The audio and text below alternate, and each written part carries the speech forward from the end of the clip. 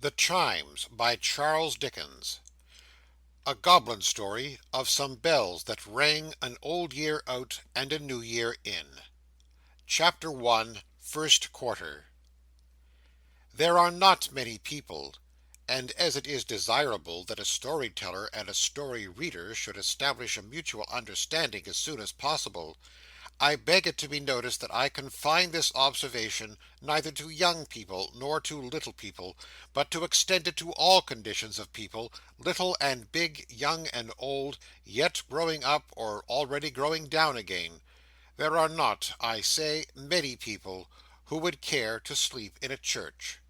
I don't mean at sermon time, in warm weather, when the thing has actually been done once or twice, but in the night and alone. A great multitude of persons will be violently astonished, I know, by this position, in the broad bold day. But it applies to night. It must be argued by night, and I will undertake to maintain it successfully on any gusty winter's night appointed for the purpose, with any one opponent chosen from the rest, who will meet me singly in an old churchyard, before an old church door, and will previously empower me to lock him in, if needful to his satisfaction, until morning.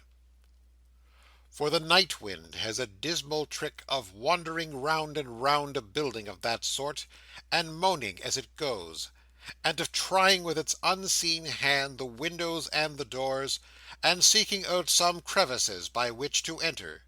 And when it has got in, as one not finding what it seeks, whatever that may be, it wails and howls to issue forth again, and not content with stalking through the aisles and gliding round and round the pillars and tempting the deep organ, soars up to the roof and strives to rend the rafters, then flings itself despairingly upon the stones below, and passes muttering into the vaults.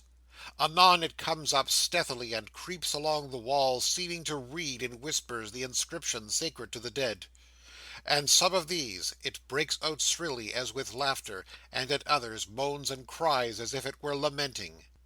It has a ghostly sound, too, lingering within the altar, where it seems to chant in its wild way of wrong and murder done, and false gods worshipped, in defiance of the temples of the law, which look so fair and smooth, but are so flawed and broken.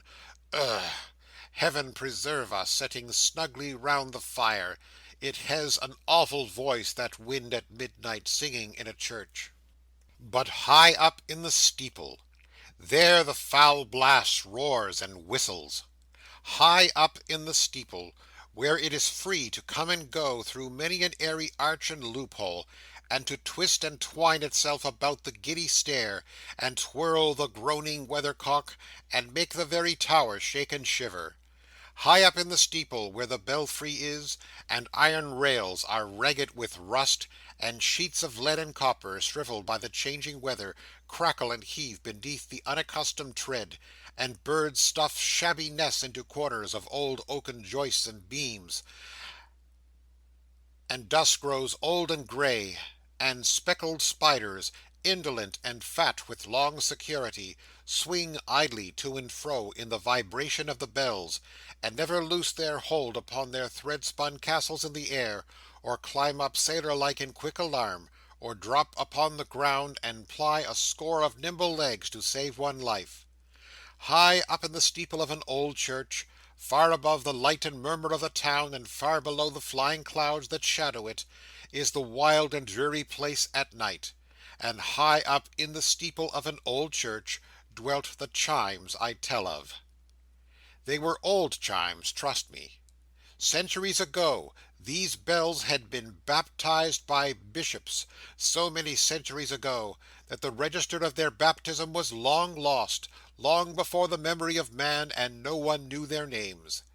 They had had their godfathers and godmothers, these bells. For my own part, by the way, I would rather incur the responsibility of being godfather to a bell than a boy, and had their silver mugs no doubt besides. But time had mowed down their sponsors, and Henry the Eighth had melted down their mugs, and now they hung nameless and mugless in the church tower. Not speechless though, far from it. They had clear, loud, lusty-sounding voices, had these bells, and far and wide they might be heard upon the wild. Much too sturdy chimes were they to be dependent on the pleasure of the wind, moreover, for fighting gallantly against it when it took an adverse whim, they would pour their cheerful notes into a listening air right royally, and bent on being heard on stormy nights by some poor mother watching a sick child, or some lone wife whose husband was at sea, they had sometimes been known to beat a blustering nor-wester eye all to fits, as Toby Veck said, for though they chose to call him Trotty Veck, his name was Toby, and nobody could make it anything else either, except Tobias, without a special air of Parliament, he having been as lawfully christened in his day as the bells had been in theirs, though with not quite so much of solemnity or public rejoicing. For my part, I confess myself of Toby Veck's belief, for I am sure he had opportunities enough of forming a correct one. And whatever Toby Veck said, I say, and I take my stand by Toby Veck, although he did stand all day long, and weary work it was, just outside the church door. In fact, he was a ticket porter, Toby Veck, and waited there for jobs. And a breezy, goose-skinned, blue-nosed, red-eyed, stony-toed, tooth-chattering place it was to wait in the winter-time, as Toby Veck well knew. The wind came tearing round the corner, especially the east wind, as if it had sallied forth, express from the confines of the earth, to have a blow at Toby. And oftentimes it seemed to come upon him sooner than it had expected, for bouncing round the corner and passing Toby, it would suddenly wheel round again, as if it cried, "Why, here he is!" Incontinently, his little white apron would be caught up over his head like a naughty boy's garments, and his feeble little cane would be seen to wrestle and struggle unavailingly in his hand, and his legs would undergo tremendous agitation, and Toby himself, all aslant, and facing now in this direction, now in that, would be so banged and buffeted and touzled and worried and hustled and lifted off his feet, as to render it a state of things but 1 degree removed from a positive miracle that he wasn't carried up bodily into the air as a colony of frogs or snails or other very portable creatures sometimes are, and rained down again, to the great astonishment of the natives, on some strange corner of the world where ticket porters are unknown. But windy weather, in spite of its using him so roughly, was, after all, a sort of holiday for Toby. That's the fact. He didn't seem to wait so long for a sixpence in the wind as at other times. The having to fight with that boisterous element took off his attention, and quite freshened him up, when he was getting hungry and low-spirited. A hard frost, too, or a fall of snow, was an event, and it seemed to do him good, somehow or other. It would have been hard to say in what respect, though, Toby. So wind and frost and snow, and perhaps a good stiff storm of hail, were Toby Veck's red-letter days. Wet weather was the worst, the cold, damp, clammy wet that wrapped him up like a moist greatcoat, the only kind of greatcoat Toby owned, or could have added to his comfort by dispensing with. Wet days when the rain came slowly, thickly, obstinately down, when the street's throat, like his own, was choked with mist, when smoking umbrellas passed and repassed, spinning round and round like so many teetotums as they knocked against each other on the crowded footway, throwing off a little whirlpool of uncomfortable sprinklings, when gutters brawled and waterspouts were full and noisy, when the wet from the projecting stones and ledges of the church fell drip, drip, drip on Toby, making the wisp of straw on which he stood mere mud in no time. Those were the days that tried him. Then indeed you might see Toby looking anxiously out from his shelter in an angle of the church wall, such a meagre shelter that in summer time it never cast a shadow thicker than a good-sized walking-stick upon the sunny pavement, with a disconsolate and lengthened face, but coming out a minute afterwards to warm himself by exercise, and trotting up and down some dozen times, he would brighten even then, and go back more brightly to his niche. They called him Trotty from his pace, which meant speed if it didn't make it. He could have walked faster, perhaps, most likely, but rob him of his trot, and Toby would have taken to his bed and died. It bespattered him with mud in dirty weather, it cost him a world of trouble. He could have walked with infinitely greater ease, but that was one reason for his clinging to it so tenaciously. A weak, small, spare old man, he was a very Hercules, this Toby, in his good intentions. He loved to earn his money. He delighted to believe Toby was very poor and couldn't well afford to part with a delight that he was worth his salt. With a shilling or an eightpenny message or small parcel in hand, his courage always high rose higher. As he trotted on, he would call out to fast postmen ahead of him to get out of the way, devoutly believing that in the natural course of things he must inevitably overtake and run them down, and he had perfect faith, not often tested, in his being able to carry anything that man could lift. Thus, even when he came out of his nook to warm himself on a wet day, Toby trotted, making with his leaky shoes a crooked line of slushy footprints in the mire, and blowing on his chilly hands and rubbing them against each other, poorly defended from the searching cold by threadbare mufflers of grey worsted, with a private apartment only for the thumb, and a common room or tap for the rest of the fingers. Toby, with his knees bent and his cane beneath his arm, still trotted, falling out into the road to look up at the belfry when the chimes resounded. Toby trotted still.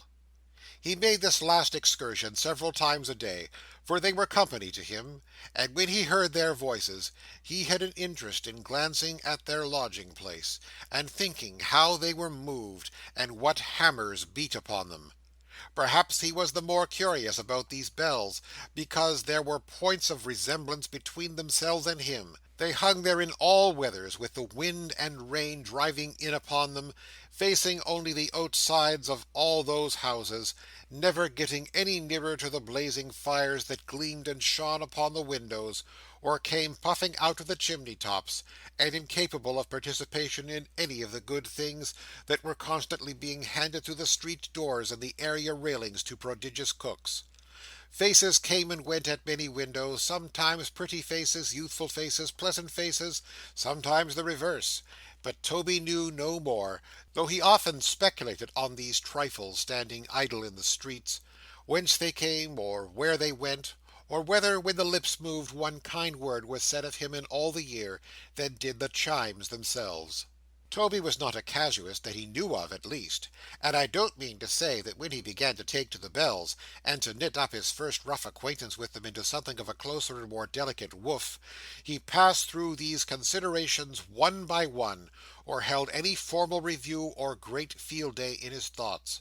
But what I mean to say, and do say, is, that the functions of Toby's body, his digestive organs, for example, did of their own cunning, and by a great many operations of which he was altogether ignorant, and the knowledge of which would have astonished him very much, arrive at a certain end. So his mental faculties, without his privity or concurrence, set all these wheels and springs in motion, with 1,000 others, when they worked to bring about his liking for the bells. And though I had said his love, I would not have recalled the word, though it would scarcely have expressed his complicated feelings. For being but a simple man, he invested them with a strange and solemn character. They were so mysterious, often heard and never seen, so high up, so far off, so full of such a deep, strong melody, that he regarded them with a species of awe, and sometimes when he looked up at the dark arched windows in the tower, he half expected to be beckoned to by something which was not a bell, and yet was what he had heard so often sounding in the chimes. For all this, Toby scouted with indignation a certain flying rumour that the chimes were haunted, as implying the possibility of their being connected with any evil thing. In short, they were very often in his ears, and very often in his thoughts, but always in his good opinion, and he very often got such a crick in his neck by staring with his mouth wide open at the steeple where they hung, that he was fain to take an extra trot or two afterwards, to cure it. The very thing he was in the act of doing, one cold day, when the last drowsy sound of 12 o'clock just struck, was humming like a melodious monster of a bee, and not by any means a busy bee, all through the steeple. "Dinner time, eh?" said Toby, trotting up and down before the church. "Ah!" Toby's nose was very red, and his eyelids were very red, and he winked very much, and his shoulders were very near his ears, and his legs were very stiff, and altogether he was evidently a long way upon the frosty side of cool. "Dinner time, eh?" repeated Toby, using his right-hand muffler like an infantine boxing glove, and punishing his chest for being cold. "Ah!" He took a silent trot after that for a minute or two. "There's nothing," said Toby, breaking forth afresh; but here he stopped short in his trot, and with a face of great interest and some alarm, felt his nose carefully all the way up.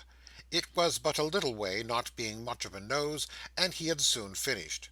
"I thought it was gone," said Toby, trotting off again. "It's all right, however. I'm sure I couldn't blame it if it was to go.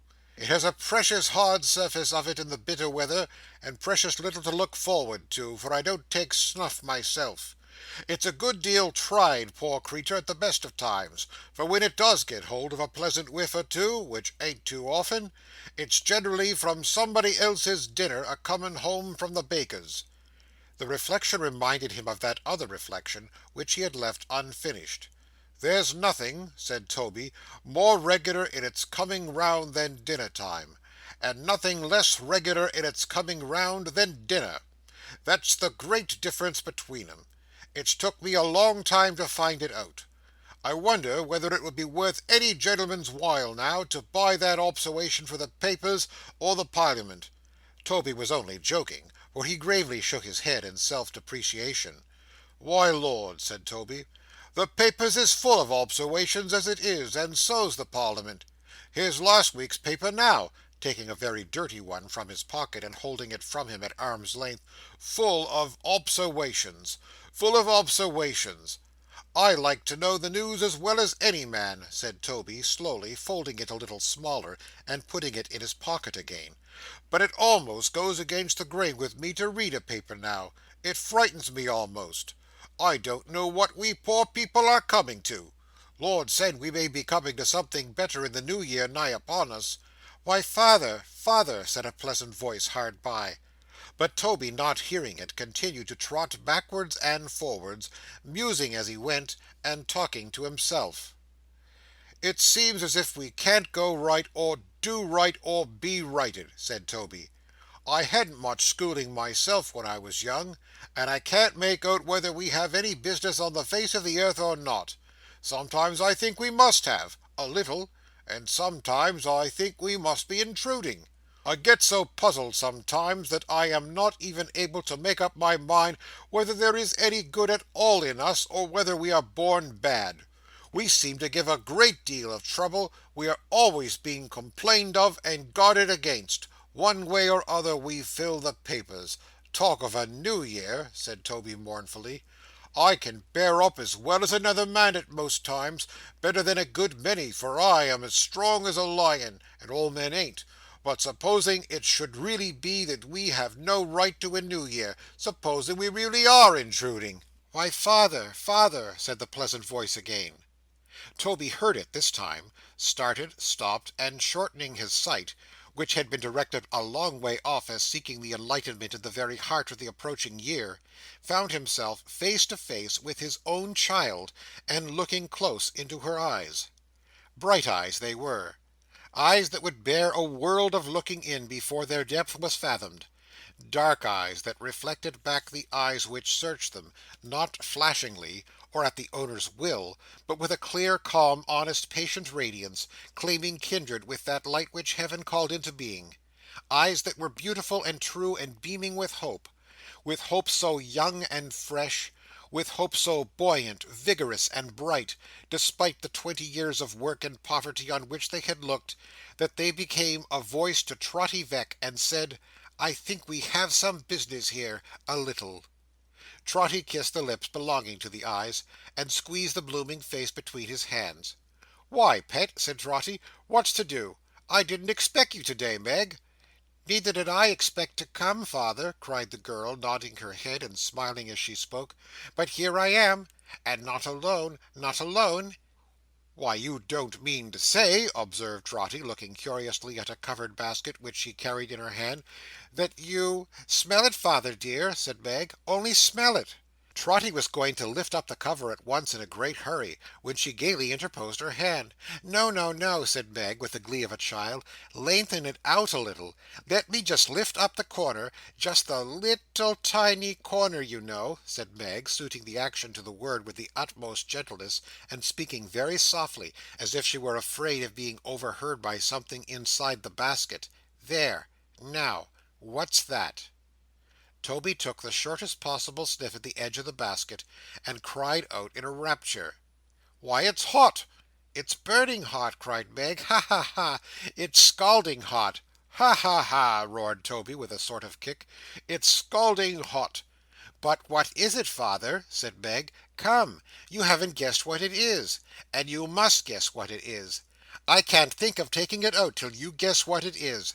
Don't be in such a hurry. Wait a minute. A little bit more of the cover. Now guess."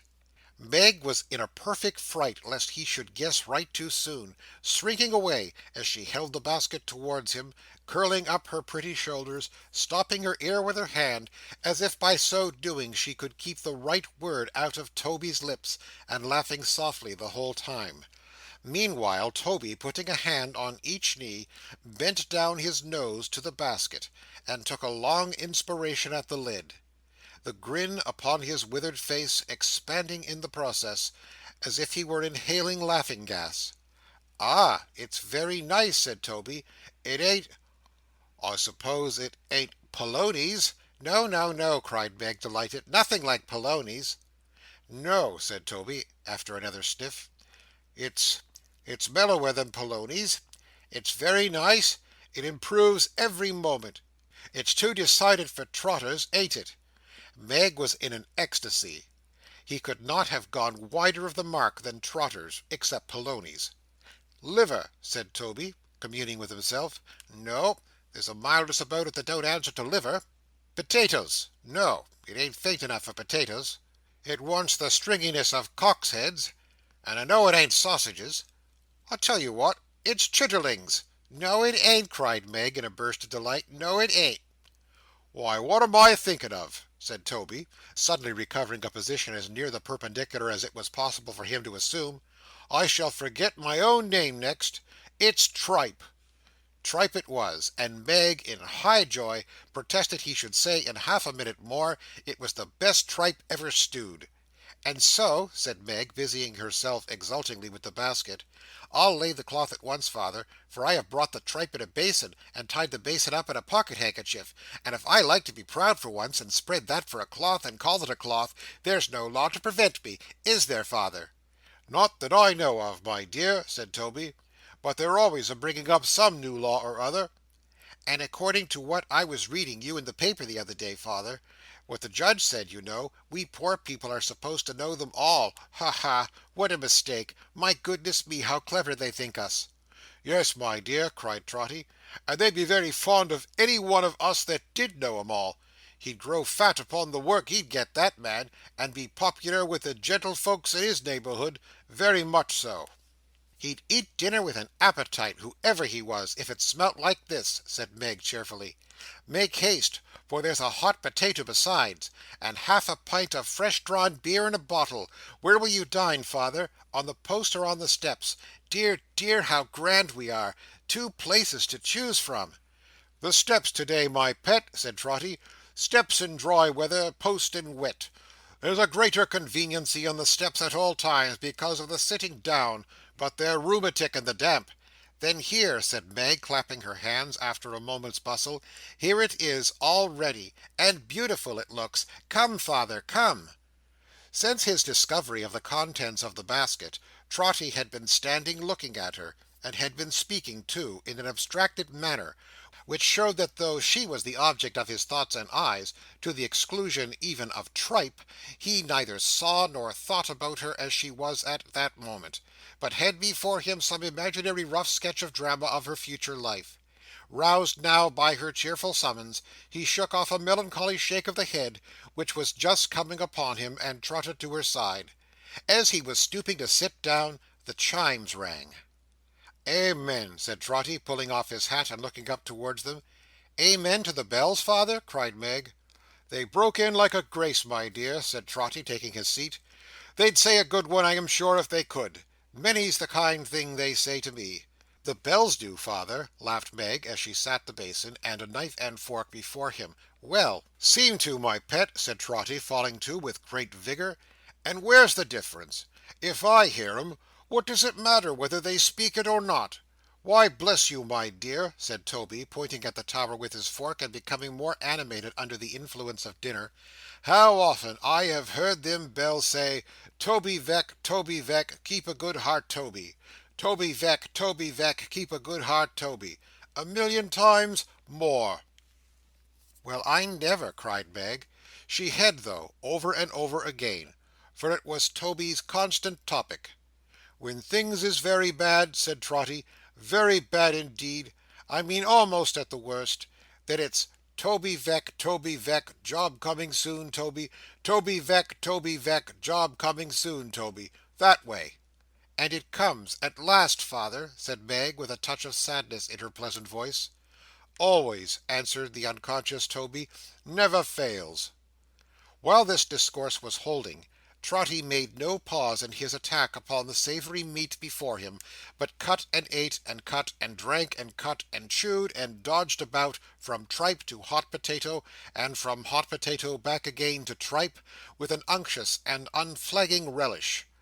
But happening now to look all round the street, in case anybody should be beckoning from any door or window for a porter, his eyes, in coming back again, encountered Meg sitting opposite to him, with her arms folded, and only busy in watching his progress with a smile of happiness.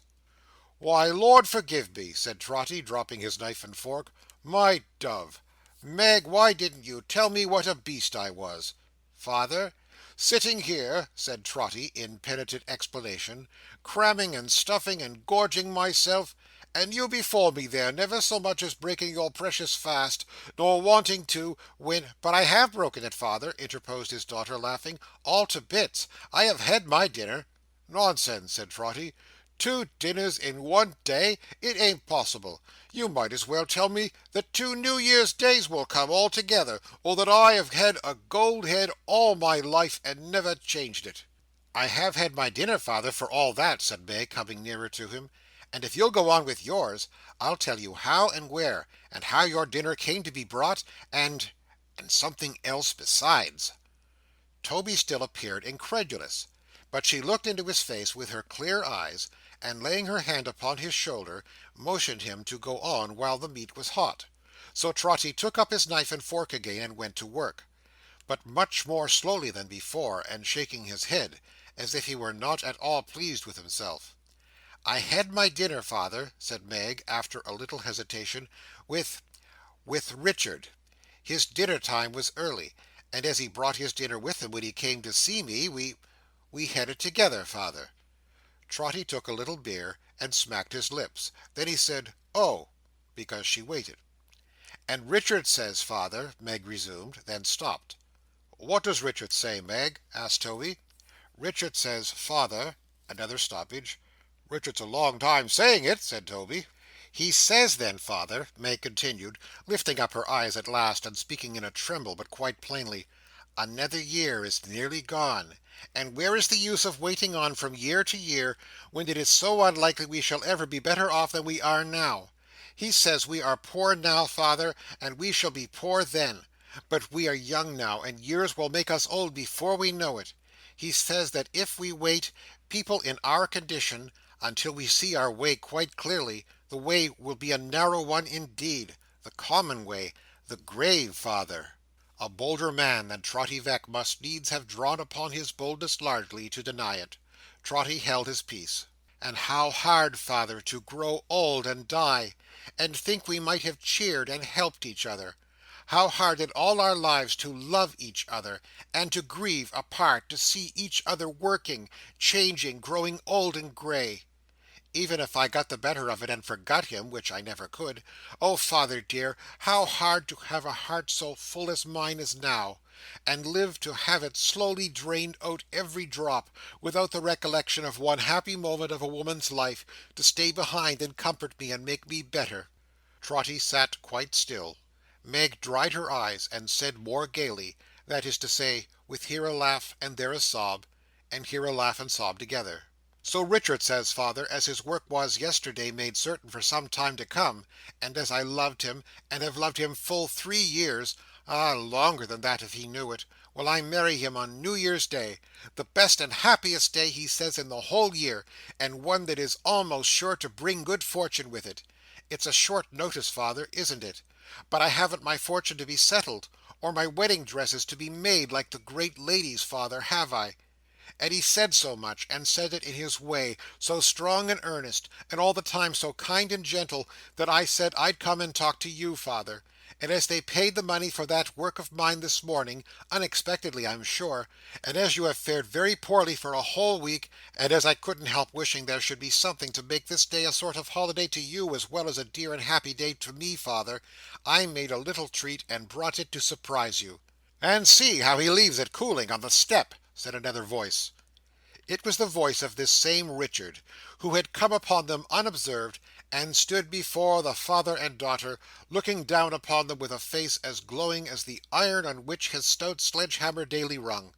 A handsome, well-made, powerful youngster he was, with eyes that sparkled like the red-hot droppings from a furnace-fire, black hair that curled about his swarthy temples rarely, and a smile that bore out Meg's eulogium on his style of conversation.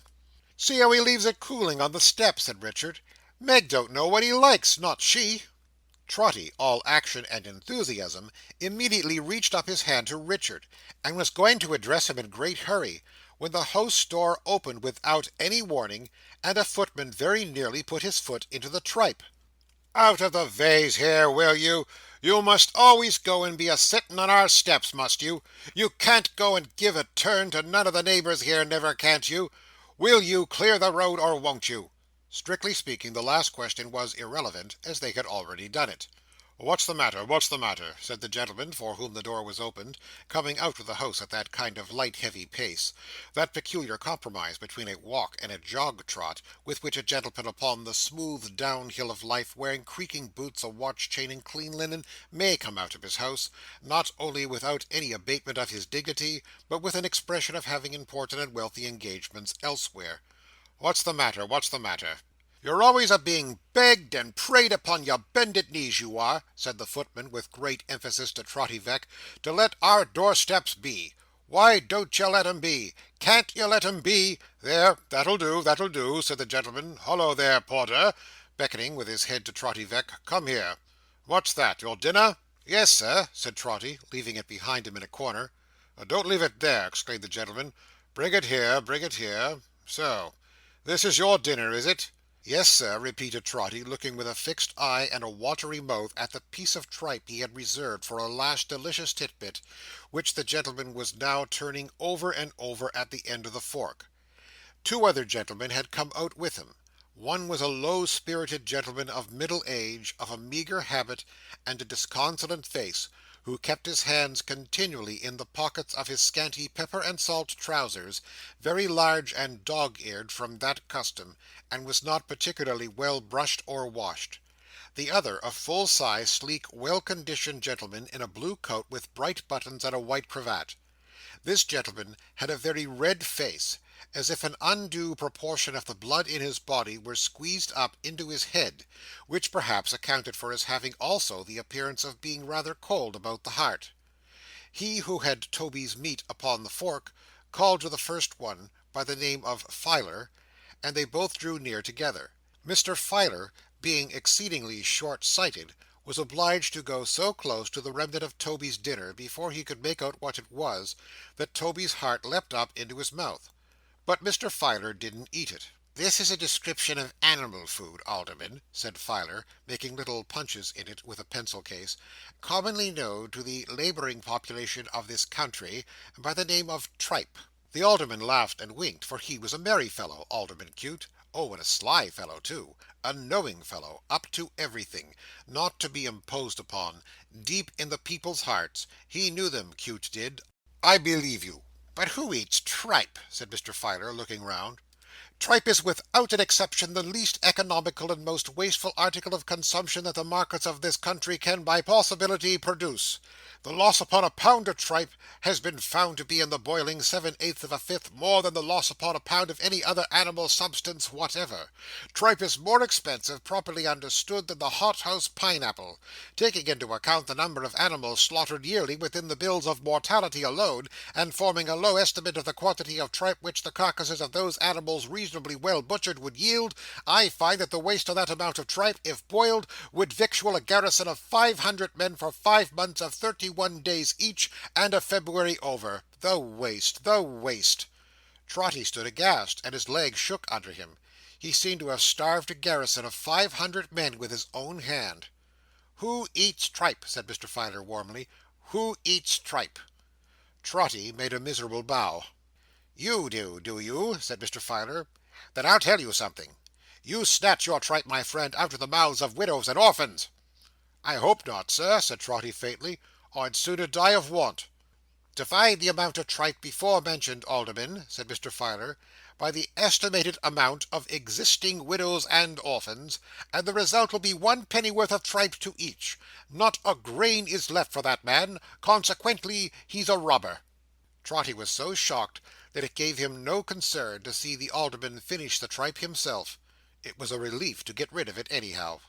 "And what do you say?" asked the Alderman, jocosely, of the red-faced gentleman in the blue coat.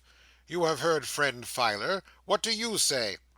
"Why, it's possible to say," returned the gentleman, "what is to be said.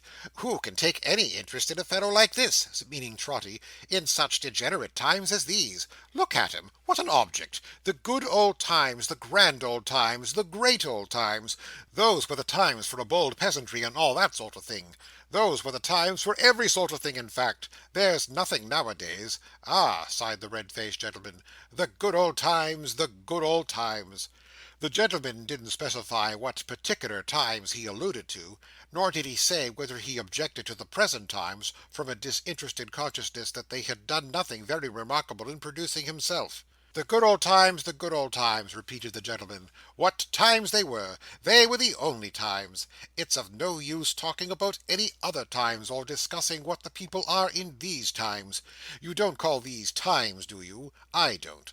Look into Strutt's costumes, and see what a porter used to be in any of the good old English reigns. He hadn't, in his very best circumstances, a shirt to his back or a stocking to his foot, and there was scarcely a vegetable in all England for him to put into his mouth," said Mr. Filer. "I can prove it by tables." But still the red-faced gentleman extolled the good old times, the grand old times, the great old times. No matter what anybody said, he still went turning round and round in one set form of words concerning them, as a poor squirrel turns and turns in its revolving cage, touching the mechanism and trick of which it has probably quite as distinct perceptions as ever this red-faced gentleman had of his deceased millennium. It is possible that poor Trotty's faith in these very vague old times was not entirely destroyed, for he felt vague enough at that moment. One thing, however, was plain to him, in the midst of his distress, to wit, that however these gentlemen might differ in details, his misgivings of that morning, and of many other mornings, were well founded. "No, no, we can't go right or do right," thought Trotty in despair. "There's no good in us. We are born bad." But Trotty had a father's heart within him, which had somehow got into his breast in spite of this decree, and he could not bear that Meg, in the blush of her brief joy, should have her fortune read by these wise gentlemen. God help her, thought poor Trotty, she will know it soon enough. He anxiously signed, therefore, to the young Smith to take her away. But he was so busy talking to her softly at a little distance, that he only became conscious of this desire simultaneously with Alderman Cute. Now, the Alderman had not yet had his say, but he was a philosopher too, practical though, oh very practical, and as he had no idea of losing any portion of his audience, he cried, "Stop!" "Now you know," said the Alderman, addressing his two friends with a self-complacent smile upon his face which was habitual to him, "I am a plain man, and a practical man, and I go to work in a plain practical way. That's my way. There is not the least mystery or difficulty in dealing with this sort of people, if you only understand 'em, and can talk to 'em in their own manner. Now you, Porter, don't you ever tell me or anybody else, my friend, that you haven't always enough to eat, and of the best, because I know better. I have tasted your tripe, you know, and you can't chaff me. You understand what chaff means, eh? That's the right word, isn't it? Ha ha ha! Lord bless you," said the Alderman, turning to his friends again. "It's the easiest thing on earth to deal with this sort of people, if you understand 'em." Famous man for the common people, Alderman Cute. Never out of temper with them. easy, affable, joking, knowing gentleman. "You see, my friend," pursued the Alderman, "there's a great deal of nonsense talking about want. Hard up, you know, that's the phrase, isn't it? Ha ha! And I intend to put it down. There's a certain amount of cant in vogue about starvation, and I mean to put it down. That's all. Lord bless you," said the Alderman, turning to his friends again, "you may put down anything among this sort of people, if you only know the way to set about it." Trotty took Meg's hand and drew it through his arm. He didn't seem to know what he was doing, though. "Your daughter, eh?" said the Alderman, chucking her familiarity under the chin. Always affable with the working classes, Alderman Cute knew what pleased them. Not a bit of pride. "Where's her mother?" asked that worthy gentleman. "Dead," said Toby. "Her mother got up linen and was called to heaven when she was born." "Not to get up linen there, I suppose?" remarked the Alderman pleasantly. Toby might or might not have been able to separate his wife in heaven from her old pursuits. But query, if Mrs. Alderman Cute had gone to heaven, would Mr. Alderman Cute have pictured her as holding any state or station there? "And you're making love to her, are you?" said Cute to the young smith. "Yes," returned Richard quickly, for he was nettled by the question. "And we are going to be married on New Year's Day." "What do you mean?" cried Filer sharply. "Married?" "Why, yes, we're thinking of it, master," said Richard. "We're rather in a hurry, you see, in case it should be put down first." "Ah!" cried Filer with a groan. "Put that down, indeed, Alderman, and you'll do something. Married! Married! The ignorance of the first principles of political economy on the part of these people, their improvidence, their wickedness, is, by heavens, enough to— Now look at that couple, will you?" Well, they were worth looking at, and marriage seemed as reasonable and as fair a deed as they need have in contemplation. "A man may live to be as old as Methuselah," said Mr. Filer, "and may labour all his life for the benefit of such people as those, and may heap up facts on figures, facts on figures, facts on figures, mountains high and dry, and he can no more hope to persuade 'em that have no right or business to be married, than he can hope to persuade 'em that have had no earthly right or business to be born. And that we know they haven't. We reduced it to a mathematical certainty long ago." Alderman Cute was mightily diverted, and laid his right forefinger on the side of his nose, as much to say to both his friends, "Observe me, will you? Keep your eye on the practical man," and called Meg to him. "Come here, my girl," said Alderman Cute. The young blood of her lover had been mounting wrathfully within the last few minutes, and he was indisposed to let her come. But setting a constraint upon himself, he came forward with a stride as Meg approached, and stood beside her. Trotty kept her hand within his arm still, but looked from face to face as wildly as a sleeper in a dream. "Now, I'm going to give you a word or two of good advice, my girl," said the Alderman in his nice easy way. "It's my place to give advice, you know, because I'm a justice. You know I'm a justice, don't you?" Meg timidly said yes. But everybody knew Alderman Cute was a justice. Oh dear, so active a justice always! Who such a mote of brightness in the public eye as Cute? "You are going to be married, you say," pursued the Alderman. "Very unbecoming and indelicate in one of your sex, but never mind that.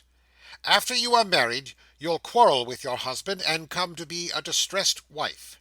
You may think not, but you will, because I tell you so.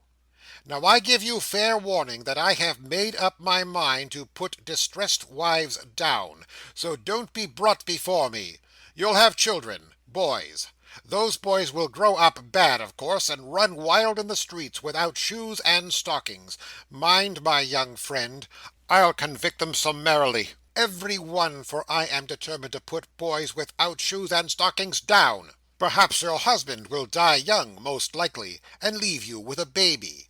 Then you'll be turned out of doors and wander up and down the streets. Now don't wander near me, my dear, for I am resolved to put all wandering mothers down. All young mothers of all sorts and kinds, it's my determination to put down. Don't think to plead illness as an excuse with me, or babies as an excuse with me.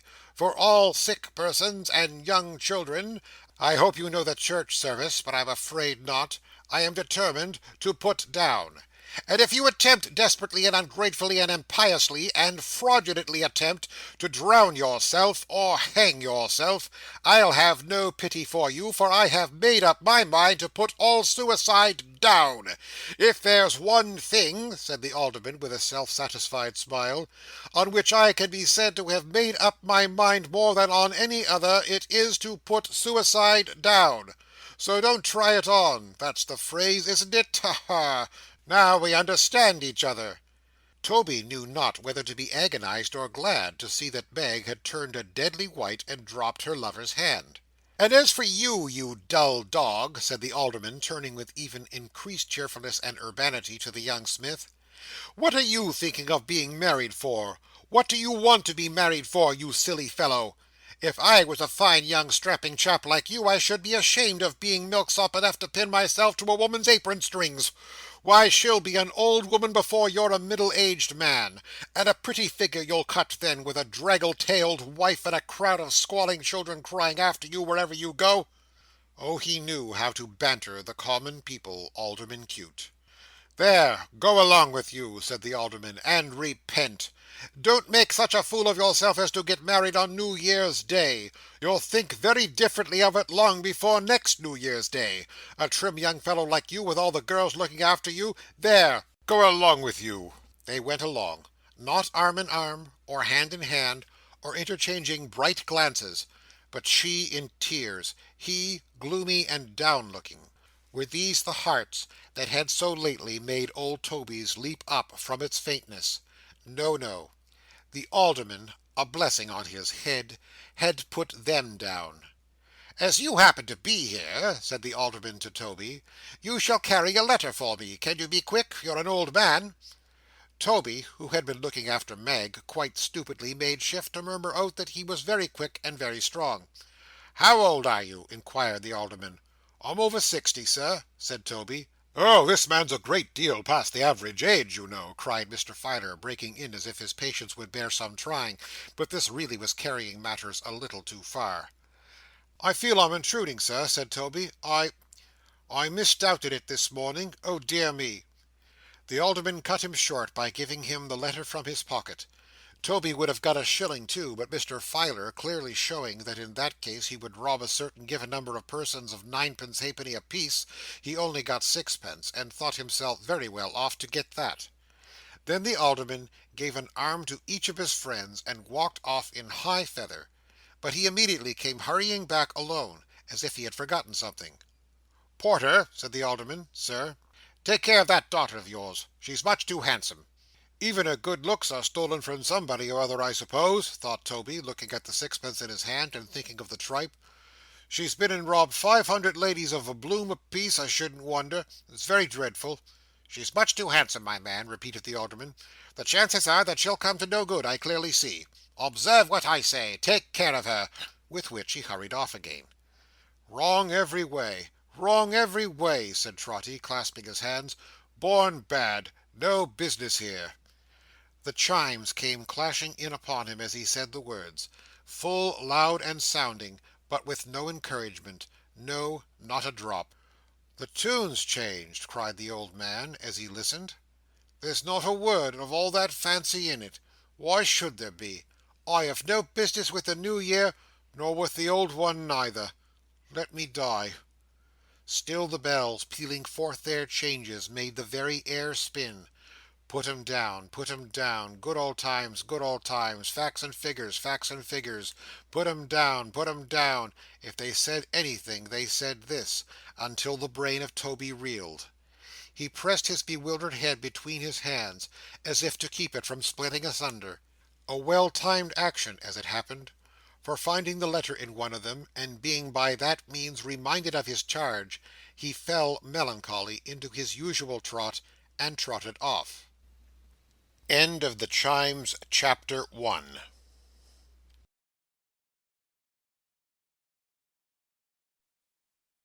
Chapter 2, the second quarter.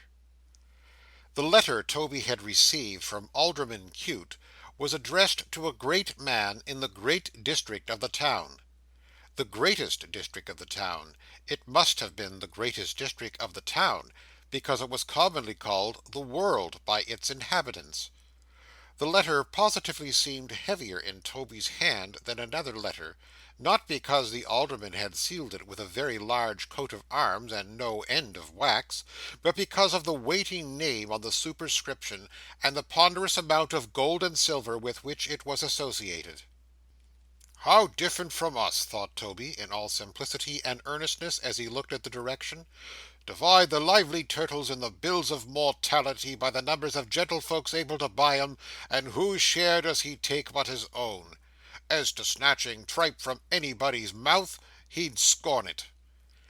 With the involuntary homage due to such an exalted character, Toby interposed a corner of his apron between the letter and his fingers. "His children," said Trotty, and a mist rose before his eyes, "his daughters, gentlemen may win their hearts and marry them. They may be happy wives and mothers. They may be handsome, like my darling He couldn't finish the name. The final letter swelled in his throat to the size of the whole alphabet. "Never mind," thought Trotty. "I know what I mean. There's more than enough for me." And with this consolatory rumination trotted on. It was a hard frost that day. The air was bracing, crisp, and clear. The wintry sun, though powerless for warmth, looked brightly down upon the ice it was too weak to melt, and set a radiant glory there. At other times Trotty might have learned a poor man's lesson from the wintry sun, but he was past that now. The year was old that day. The patient year had lived through the reproaches and misuses of its slanderers, and faithfully performed its work. Spring, summer, autumn, winter, it had laboured through the destined round, and now laid down its weary head to die. Shut out from hope, high impulse, active happiness itself, but active messenger of many joys to others, it made appeal in its decline to have its toiling days and patient hours remembered, and to die in peace. Trotty might have read a poor man's allegory in the fading year, but he was past that now. And only he? Or has the like appeal been ever made by 70 years at once upon an English labourer's head, and made in vain? The streets were full of motion, and the shops were decked out gaily. The New Year, like an infant heir to the whole world, was waited for with welcomes, presents, and rejoicing.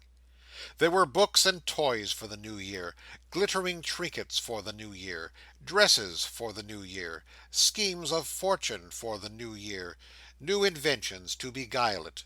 Its life was parcelled out in almanacs and pocket-books. The coming of its moons and stars and tides was known beforehand to the moment. All the workings of its seasons, in their days and nights, were calculated with as much precision as Mr. Filer could work sums in men and women. The New Year, the New Year, everywhere the New Year. The Old Year was already looked upon as dead, and its effects were selling cheap like some drowned mariners aboard ship. Its patterns were last year's, and going at a sacrifice, before its breath was gone. Its treasures were mere dirt beside the riches of its unborn successor. Trotty had no portion to his thinking in the New Year or the Old. Put 'em down, put 'em down, facts and figures, facts and figures, good old times, put 'em down, put 'em down. His trot went to that measure, and would fit itself to nothing else. But even that one, melancholy as it was, brought him in due time to the end of his journey, to the mansion of Sir Joseph Bowley, Member of Parliament. The door was opened by a porter. Such a porter! Not of Toby's order, quite another thing. His place was the ticket though, not Toby's. This porter underwent some hard panting before he could speak, having breathed himself by coming incautiously out of his chair, without first taking time to think about it and compose his mind. When he had found his voice, which it took him a long time to do, for it was a long way off and hidden under a load of meat, he said in a fat whisper, "Who's it from?" Toby told him. "You're to take it in yourself," said the porter, pointing to a room at the end of a long passage opening from the hall. "Everything goes straight in on this day of the year. You're not a bit too soon, for the carriage is at the door now, and they have only come to town for a couple of hours o' purpose."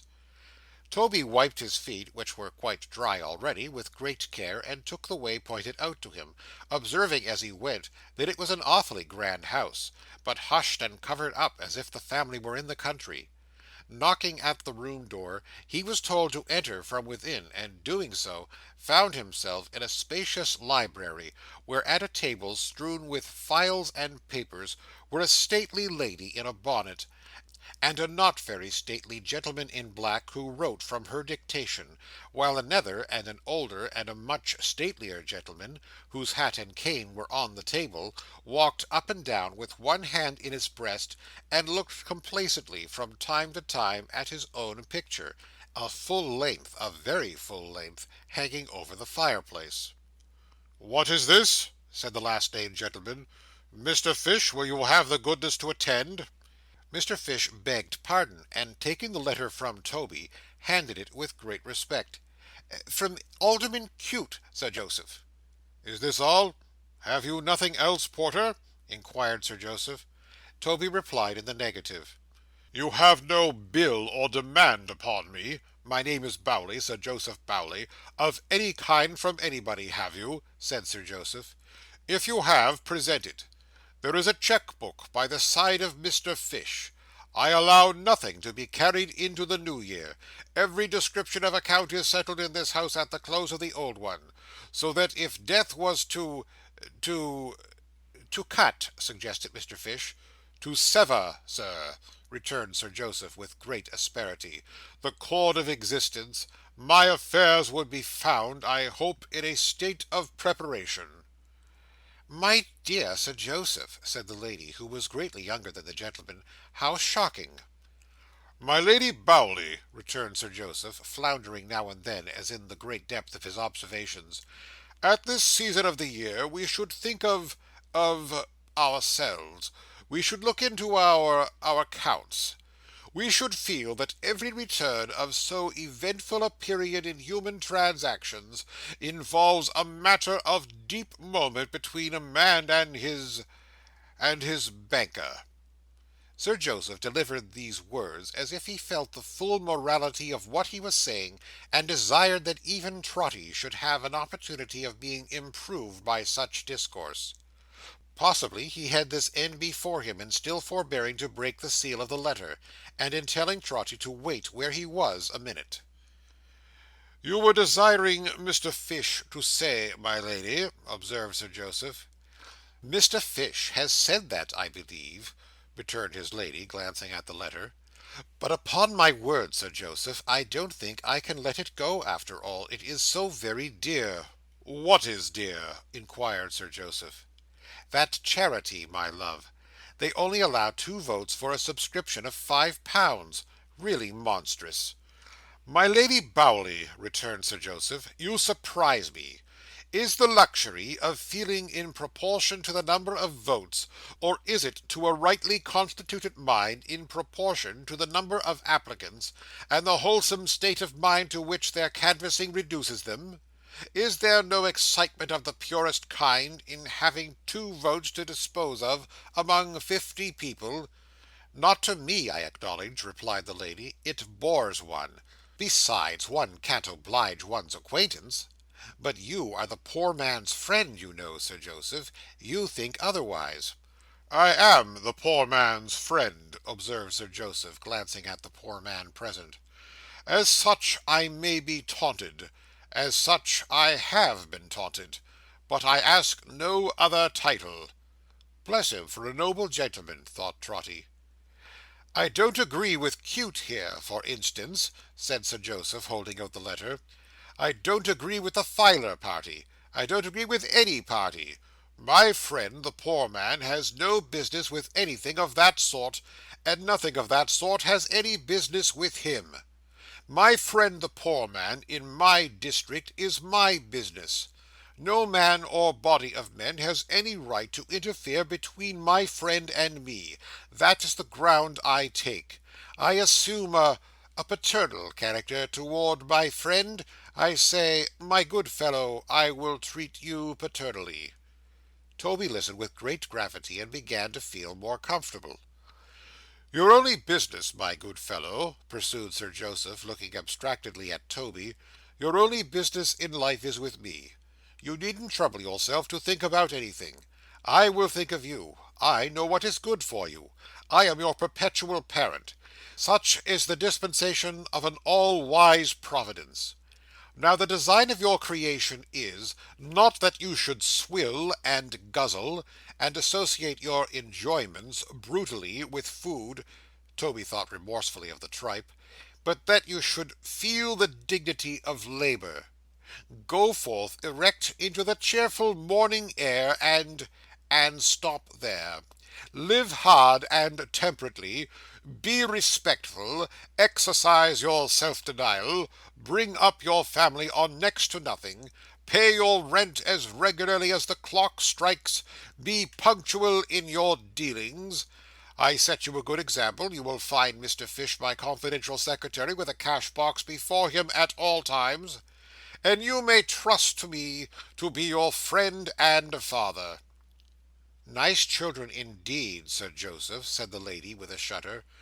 "Rheumatisms and fevers, and crooked legs, and asthmas, and all kinds of horrors."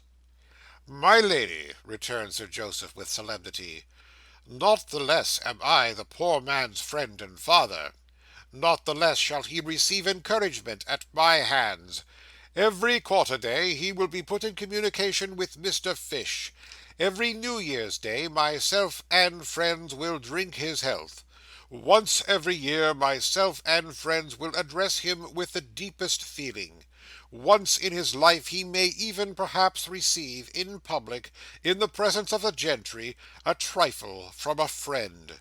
And when, upheld no more by these stimulants and the dignity of labour, he sinks into his comfortable grave, then, my lady," here Sir Joseph blew his nose, "I will be a friend and a father, on the same terms, to his children."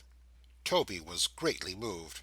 "Oh, you have a thankful family, Sir Joseph," cried his wife. "My lady," said Sir Joseph, quite majestically, "ingratitude is known to be the sin of that class. I expect no other return." "Ah! Born bad," thought Toby. "Nothing melts us." "What man can do, I do," pursued Sir Joseph. "I do my duty as the poor man's friend and father, and I endeavour to educate his mind by inculcating on all occasions the one great moral lesson which that class requires. That is, entire dependence on myself. They have no business whatever with themselves. If wicked and designing persons tell them otherwise, and they become impatient and discontented, and are guilty of insubordinate conduct and black-hearted ingratitude, which is undoubtedly the case, I am their friend and father still. It is so ordained. It is in the nature of things." With that great sentiment, he opened the Alderman's letter, and read it.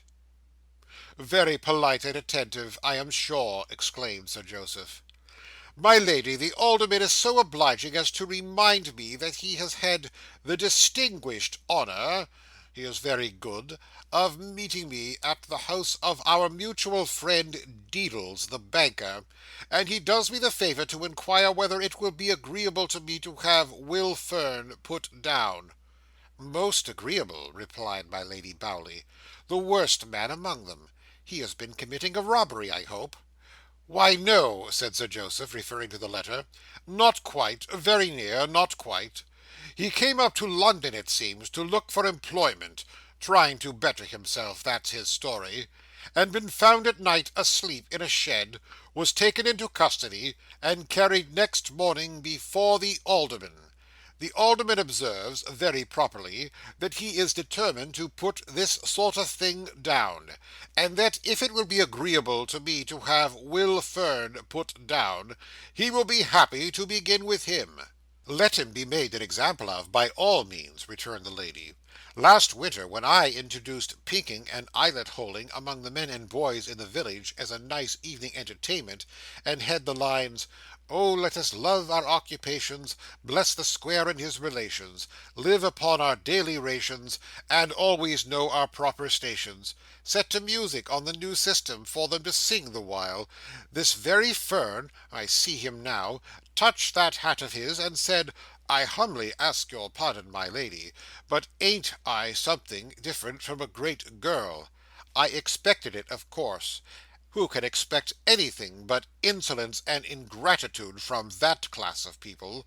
That is not to the purpose, however, Sir Joseph. Make an example of him. "Ahem!" coughed Sir Joseph. "Mr. Fish, if you'll have the goodness to attend." Mr. Fish immediately seized his pen, and wrote from Sir Joseph's dictation. "Private. My dear Sir, I am very much indebted to you for your courtesy in the matter of the man William Fern, of whom I regret to add, I can say nothing favourable. I have uniformly considered myself in the light of his friend and father, but have been repaid (a common case, I grieve to say) with ingratitude, and constant opposition to my plans. He is a turbulent and rebellious spirit. His character will not bear investigation. Nothing will persuade him to be happy when he might. Under those circumstances, it appears to me, I own, that when he comes before you again, as you inform me he promised to do to-morrow, pending your inquiries, and I think he may be so far relied upon, his committal for some short term as a vagabond would be a service to society, and would be a salutary example in a country where, for the sake of those who are, through good and evil report, the friends and fathers of the poor, as well as with a view to that, generally speaking, misguided class themselves, examples are greatly needed, and I am, and so forth." "It appears," remarked Sir Joseph, when he had signed this letter, and Mr. Fish was sealing it, "as if this were ordained really.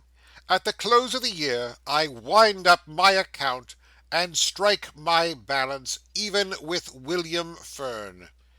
Trotty, who had long ago relapsed and was very low-spirited, stepped forward with a rueful face to take the letter.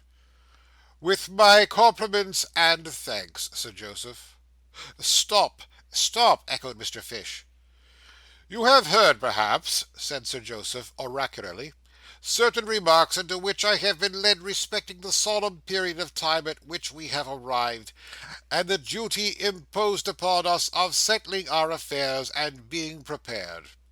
You have observed that I don't shelter myself from my superior standing in society, but that Mr. Fish, that gentleman, has a cheque-book at his elbow, and is in fact here to enable me to turn over a perfectly new leaf, and enter on the epoch before us with a clean account. Now, my friend, can you lay your hand upon your heart, and say that you also have made preparations for a new year?" "I'm afraid, sir," stammered Trotty, looking meekly at him, "that I am a little behindhand with the world." "Behindhand with the world," repeated Sir Joseph Bowley in a tone of terrible distinctness. "I am afraid, sir," faltered Trotty, "that there's a matter of 10 or 12 shillings, owing to a Mrs. Chickenstalker." "To Mrs. Chickenstalker," repeated Sir Joseph, in the same tone as before. "A shop, sir," exclaimed Todby, "in the general line. Also a little money on account of rent. A very little, sir. It oughtn't to be owing, I know, but we have been very hard put to it indeed." Sir Joseph looked at his lady, and at Mr. Fish, and at Trotty, one after another, twice all round. He then made a despondent gesture with both hands at once, as if he gave the thing up altogether. "How a man, even among this improvident and impracticable race, an old man, a man grown grey, can look a new year in the face with his affairs in this condition; how he can lie down on his bed at night and get up again in the morning, and—there!" he said, turning his back on Trotty. "Take the letter, take the letter." "I heartily wish it was otherwise, sir," said Trotty, anxious to excuse himself. "We have been tried very hard." Sir Joseph still repeating, "Take the letter, take the letter," and Mr. Fish not only saying the same thing, but giving additional force to the request by motioning the bearer to the door, he had nothing for it but to make his bow and leave the house. And in the street poor Trotty pulled his worn old hat down on his head to hide the grief he felt at getting no hold on the New Year anywhere. He didn't even lift his hat to look up at the bell tower when he came to the old church on his return. He halted there a moment, from habit, and knew that it was growing dark, and that the steeple rose above him, indistinct and faint in the murky air.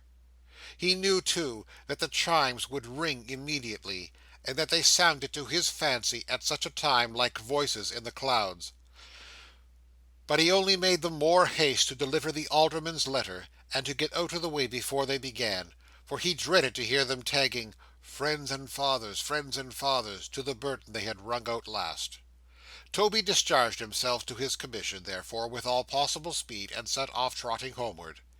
But what with his pace, which was at best an awkward one in the street, and what with his hat, which didn't improve it, he trotted against somebody in less than no time, and was sent staggering out into the road. "I beg your pardon, I'm sure," said Trotty, pulling up his hat in great confusion, and between the hat and the torn lining, fixing his head into a kind of beehive. "I hope I haven't hurt you." As to hurting anybody, Toby was not such an absolute Samson, but that he was much more likely to be hurt himself, and indeed he had flown out into the road like a shuttlecock. He had such an opinion of his own strength, however, that he was in real concern for the other party, and said again, "I hope I haven't hurt you." The man against whom he had run, a sun-browned, sinewy, country-looking man, with grizzled hair and a rough chin, stared at him for a moment as if he suspected him to be in jest, but satisfied of his good faith, he answered, "No, friend, you have not hurt me." "Nor the child, I hope," said Trotty. "Nor the child," returned the man. "I thank you kindly." As he said so, he glanced at a little girl he carried in his arms, asleep, and shading her face with the long end of the poor handkerchief he wore about his throat, went slowly on. The tone in which he said, "I thank you kindly," penetrated Trotty's heart. He was so jaded and footsore, and so soiled with travel, and looked about him so forlorn and strange, that it was a comfort to him to be able to thank anyone, no matter for how little. Toby stood gazing after him as he plodded wearily away, with the child's arm clinging round his neck. At the figure in the worn shoes, now the very shade and ghost of shoes, rough leather leggings, common frock, and broad slouched hat, Trotty stood gazing, blind to the whole street, and at the child's arm clinging round his neck. Before he merged into the darkness, the traveller stopped and looked round, and seeing Trotty standing there yet, seemed undecided whether to return or go on. After doing first the one and then the other, he came back, and Trotty went half-way to meet him. "You can tell me, perhaps," said the man with a faint smile, "and if you can, I'm sure you will, and I'd rather ask you than another, where Alderman Cute lives." "Close at hand," replied Toby. "I'll show you his house with pleasure." "I was to have gone to him elsewhere to-morrow," said the man accompanying Toby, "but I am uneasy under suspicion, and want to clear myself, and to be free to go and seek my bread, I don't know where. So maybe he'll forgive my going to his house tonight." "It's impossible," cried Toby with a start, "that your name's Fern." "Eh?" cried the other, turning on him in astonishment. "Fern, Will Fern," said Trotty. "That's my name," replied the other. "Why then," said Trotty, seizing him by the arm and looking cautiously round, "for Heaven's sake don't go to him. Don't go to him. He'll put you down as sure as ever you were born. Here, come up this alley, and I'll tell you what I mean. Don't go to him." His new acquaintance looked as if he thought him mad, but he bore him company nevertheless. When they were shrouded from observation, Trotty told him what he knew, and what character he had received, and all about it. The subject of his history listened to it with a calmness that surprised him. He did not contradict or interrupt it once. He nodded his head now and then, more in corroboration of an old and worn-out story, it appeared, than in refutation of it, and once or twice threw back his hat and passed his freckled hand over a brow, where every furrow he had ploughed seemed to have set its image in little. But he did no more. "It's true enough in the main," he said, "master. I could sift grain from husk here and there, but let it be as 'tis. What odds? I have gone against his plans, to my misfortune. I can't help it. I should do the like to-morrow. As to character, them gentlefolks will search and search, and pry, and have it as free from spot or speck in us afore they'll help us to a dry good word. Well, I hope they don't lose good opinion as easy as we do, or their lives is strict indeed, and hardly worth the keeping. For myself, master, I never took with that hand," holding it before him, "which wasn't my own, and never held it back from work, however hard or poorly paid. Whoever can deny it, let him chop it off.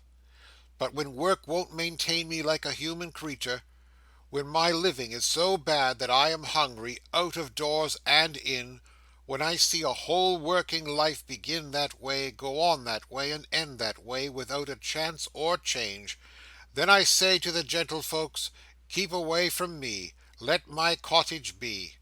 My doors is dark enough without your darkening of 'em more. Don't look for me to come up into the park to help the show, when there's a birthday, or a fine speech making, or what not. Act your plays and games without me, and be welcome to 'em and enjoy 'em. We've nought to do with one another. I'm best left alone." Seeing that the child in his arms had opened her eyes and was looking about her in wonder, he checked himself to say a word or two of foolish prattle in her ear, and stand her on the ground beside him.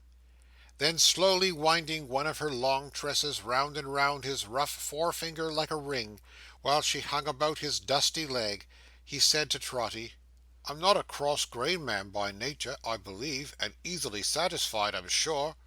I bear no ill will against none of 'em.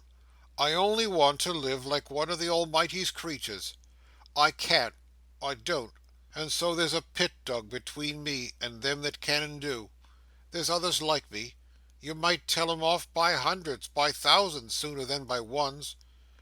Trotty knew he spoke the truth in this, and shook his head to signify as much.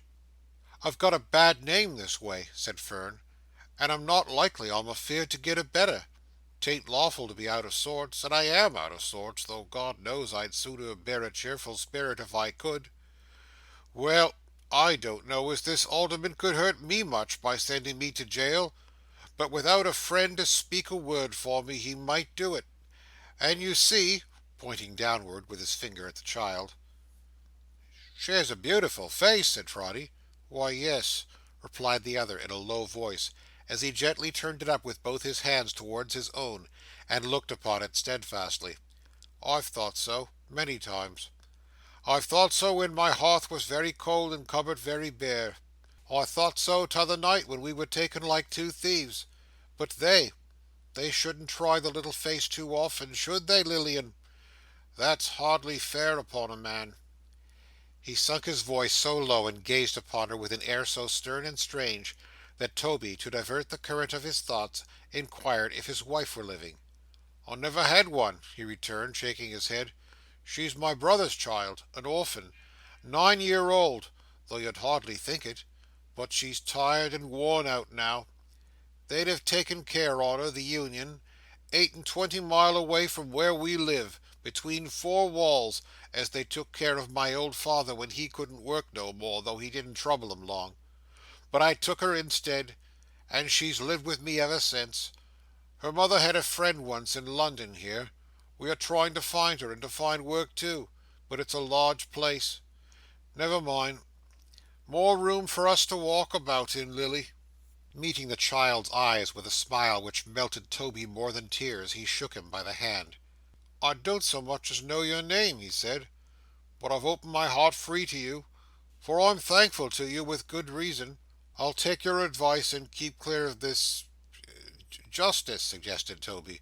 "Ah," he said, "if that's the name they give him. This Justice.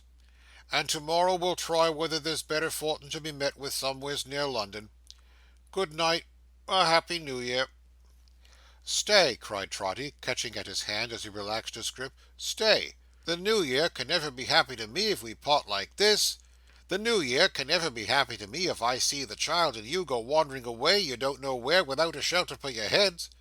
Come home with me. I'm a poor man living in a poor place, but I can give you lodging for one night and never miss it.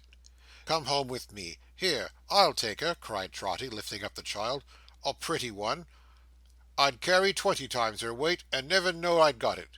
Tell me if I go too quick for you. I'm very fast. I always was." Trotty said this, taking about 6 of his trotting paces to one stride of his fatigued companion, and with his thin legs quivering again beneath the load he bore. "Why, she's as light," said Trotty, trotting in his speech as well as in his gait, for he couldn't bear to be thanked and dreaded a moment's pause, "as light as a feather. Lighter than a peacock's feather, a great deal lighter. Here we are, and here we go. Round this first turning to the right, Uncle Will, and past the pump, and sharp up the passage to the left, right opposite the public house. Here we are, and here we go. Cross over, Uncle Will, and mind the kidney pieman at the corner. Here we are, and here we go. Down the mews here, Uncle Will, and stop at the black door with T. Veck, ticket porter, wrote upon a board. And here we are, and here we go, and here we are indeed, my precious. Meg, surprising you!" With which words, Trotty, in a breathless state, set the child down before his daughter in the middle of the floor. The little visitor looked once at Meg, and doubting nothing in that face, but trusting everything she saw there, ran into her arms.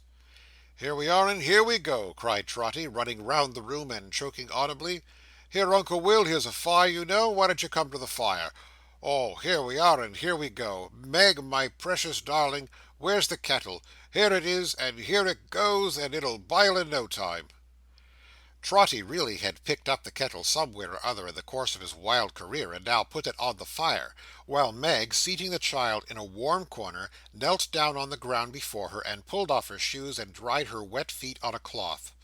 Ay, and she laughed at Trotty too, so pleasantly, so cheerfully, that Trotty could have blessed her where she kneeled, for he had seen that when they entered she was sitting by the fire in tears. "Why, father," said Meg, "you're crazy tonight, I think. I don't know what the bells would say to that. Poor little feet, how cold they are!" "Oh, they're warmer now!" exclaimed the child. "They're quite warm now." "No, no, no," said Meg, "we haven't rubbed 'em half enough. We're so busy, so busy. And when they're done, we'll brush out the damp hair, and when that's done, we'll bring some colour to the poor pale face with fresh water, and when that's done, we'll be so gay and brisk and happy." The child, in a burst of sobbing, clasped her round the neck, caressed her fair cheek with its hand, and said, "Oh, Meg! Oh, dear Meg!" Toby's blessing could have done no more. Who could do more? "Why, father!" cried Meg after a pause. "Here I am, and here I go, my dear," said Trotty. "Good gracious me!" cried Meg. "He's crazy! He's put the dear child's bonnet on the kettle, and hung the lid behind the door." "I didn't go for to do it, my love," said Trotty, hastily repairing this mistake. "Meg, my dear." Meg looked towards him, and saw that he had elaborately stationed himself behind the chair of their male visitor, where, with many mysterious gestures, he was holding up the sixpence he had earned. "I see, my dear," said Trotty, "as I was coming in, half an ounce of tea lying somewhere on the stairs, and I'm pretty sure there was a bit of bacon too. As I don't remember where it was exactly, I'll go myself and try to find him." With this inscrutable artifice, Toby withdrew to purchase the viands he had spoke of, for ready money, at Mrs Chickenstalker's, and presently came back, pretending he had not been able to find them at first in the dark. "But here they are at last," said Trotty, setting out the tea things. "All correct. I was pretty sure it was tea and a rasher. So it is. Meg, my pet, if you'll just make the tea while your unworthy father toasts the bacon, we shall be ready immediate.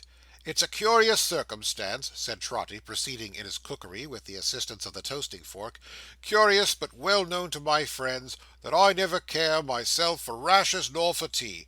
I like to see other people enjoy 'em," said Trotty, speaking very loud, to impress the fact upon his guest. "But to me, as food, they're disagreeable." Yet Trotty sniffed the savour of the hissing bacon, as if he liked it, and when he poured the boiling water in the teapot, looked lovingly down into the depths of the snug cauldron, and suffered the fragrant steam to curl about his nose, and wreathe his head and face in a thick cloud. However, for all this, He neither ate nor drank except at the very beginning, a mere morsel for form's sake, which he appeared to eat with infinite relish, but declared was perfectly uninteresting to him. No, Trotty's occupation was, to see Will Fern and Lilian eat and drink, and so was Meg's.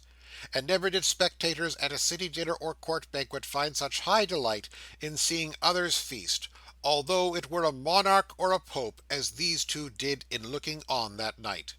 Meg smiled at Trotty, Trotty laughed at Meg, Meg shook her head and made believe to clap her hands, applauding Trotty. Trotty conveyed in dumb show unintelligible narratives of how and when and where he had found their visitors, to Meg, and they were happy. Very happy. Although, thought Trotty sorrowfully as he watched Meg's face, that match is broken off, I see. Now I'll tell you what, said Trotty after tea. The little one, she sleeps with Meg, I know.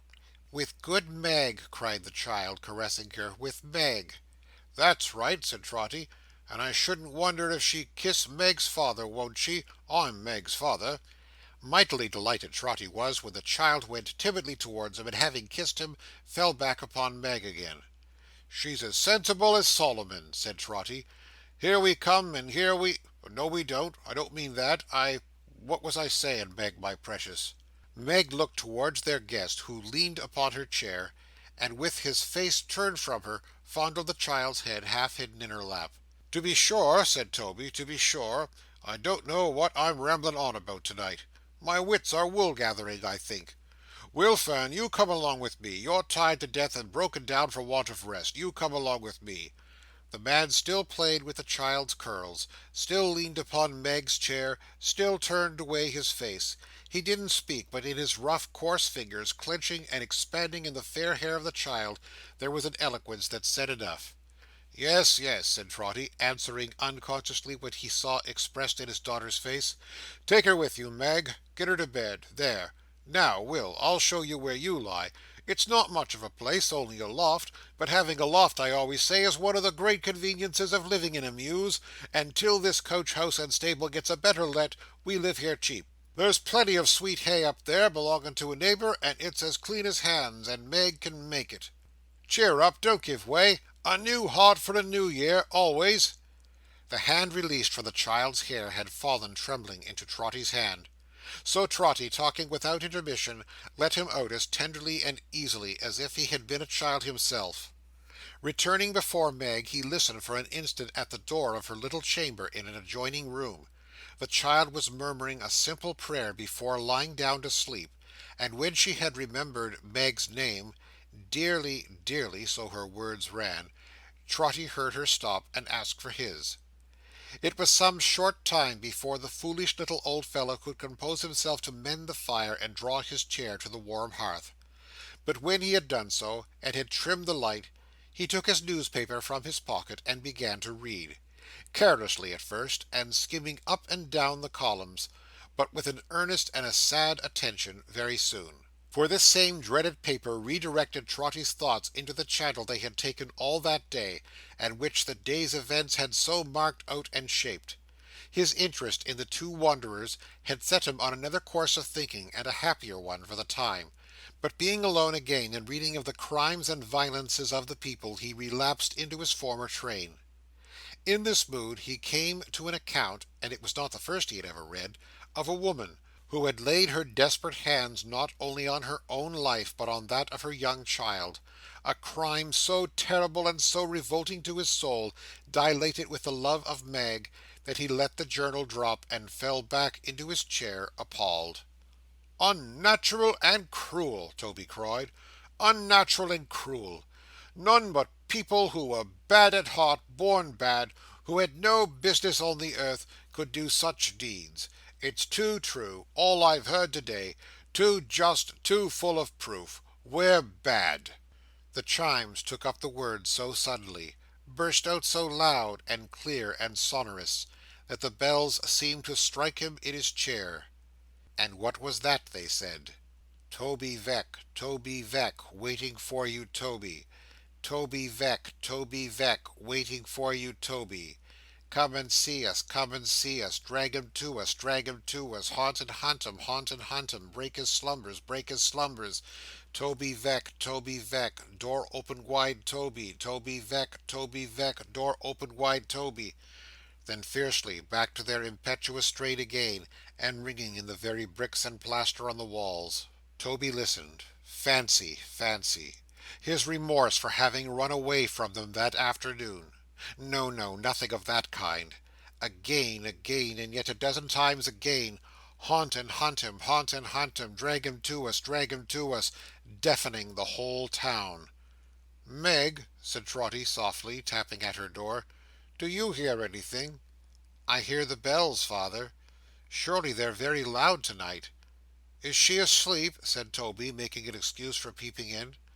"So peacefully and happily. I can't leave her yet though, father. Look how she holds my hand." "Meg," whispered Trotty, "listen to the bells." She listened with her face towards him all the time, but it underwent no change. She didn't understand them. Trotty withdrew, resumed his seat by the fire, and once more listened by himself. He remained here a little time. It was impossible to bear it, their energy was dreadful. "If the tower door's really open," said Toby, hastily laying aside his apron, but never thinking of his hat, "what's to hinder me from going up into the steeple and satisfying myself? If it's shut, I don't want any other satisfaction. That's enough." He was pretty certain, as he slipped out quietly into the street, that he should find it shut and locked, for he knew the door well, and had so rarely seen it open that he couldn't reckon above 3 times in all. It was a low arched portal outside the church, in a dark nook behind a column, and had such great iron hinges, and such a monstrous lock, that there was more hinge and lock than door. But what was his astonishment, when coming bareheaded to the church, and putting his hand into this dark nook, with a certain misgiving that it might be unexpectedly seized, and a shivering propensity to draw it back again, he found that the door, which opened outwards, actually stood ajar. He thought on the first surprise of going back, or of getting a light or a companion, but his courage aided him immediately, and he determined to ascend alone. "What have I to fear?" said Trotty. "It's a church. Besides, the ringers may be there, and have forgotten to shut the door." So he went in, feeling his way as he went, like a blind man, for it was very dark, and very quiet, for the chimes were silent. The dust from the street had blown into the recess, and lying there heaped up made it so soft and velvet-like to the foot, that there was something startling even in that. The narrow stair was so close to the door too, that he stumbled at the very first, and shutting the door upon himself by striking it with his foot, and causing it to rebound back heavily, he couldn't open it again. This was another reason, however, for going on.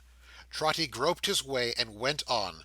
Up, up, up, and round, and up, up, up, higher, higher, higher up. It was a disagreeable staircase for that groping work, so low and narrow that his groping hand was always touching something, and it often felt so like a man or ghostly figure standing up erect and making room for him to pass without discovery, that he would rub the smooth wall upward searching for its face, and downward searching for its feet, while a chill tingling crept over him. Twice or thrice a door or niche broke the monotonous surface, and then it seemed a gap as wide as the whole church, and he felt on the brink of an abyss, and going to tumble headlong down until he found the wall again. Still up, up, up, and round, and up, up, higher, higher, higher up. At length the dull and stifling atmosphere began to freshen, presently to feel quite windy, presently it blew so strong that he could hardly keep his legs, but he got to an arched window in the tower, breast high, and holding tight, looked down upon the housetops, on the smoking chimneys, on the blur and blotch of lights, towards the place where Meg was wondering where he was and calling to him perhaps, all kneaded up together in a leaven of mist and darkness. This was the belfry, where the ringers came. He had caught hold of one of the frayed ropes which hung down through apertures in the oaken roof. At first he started, thinking it was hair, then trembled at the very thought of waking the deep bell. The bells themselves were higher, higher. Trotty, in his fascination or in working out the spell upon him, groped his way, by ladders now, and toilsomely, for it was steep, and not too certain holding for the feet. Up, up, up, and climb and clamber, up, up, up, higher, higher, higher up, until ascending to the floor and pausing with his head just raised above its beams, he came among the bells. It was barely possible to make out their great shapes in the gloom, but there they were, shadowy and dark and dumb. A heavy sense of dread and loneliness fell instantly upon him as he climbed into this airy nest of stone and metal. His head went round and round. He listened, and then raised a wild "Holla!" Holla was mournfully protracted by the echoes. Giddy, confused, and out of breath and frightened, Toby looked about him vacantly, and sunk down in a swoon. End of chapter 2 of the Chimes.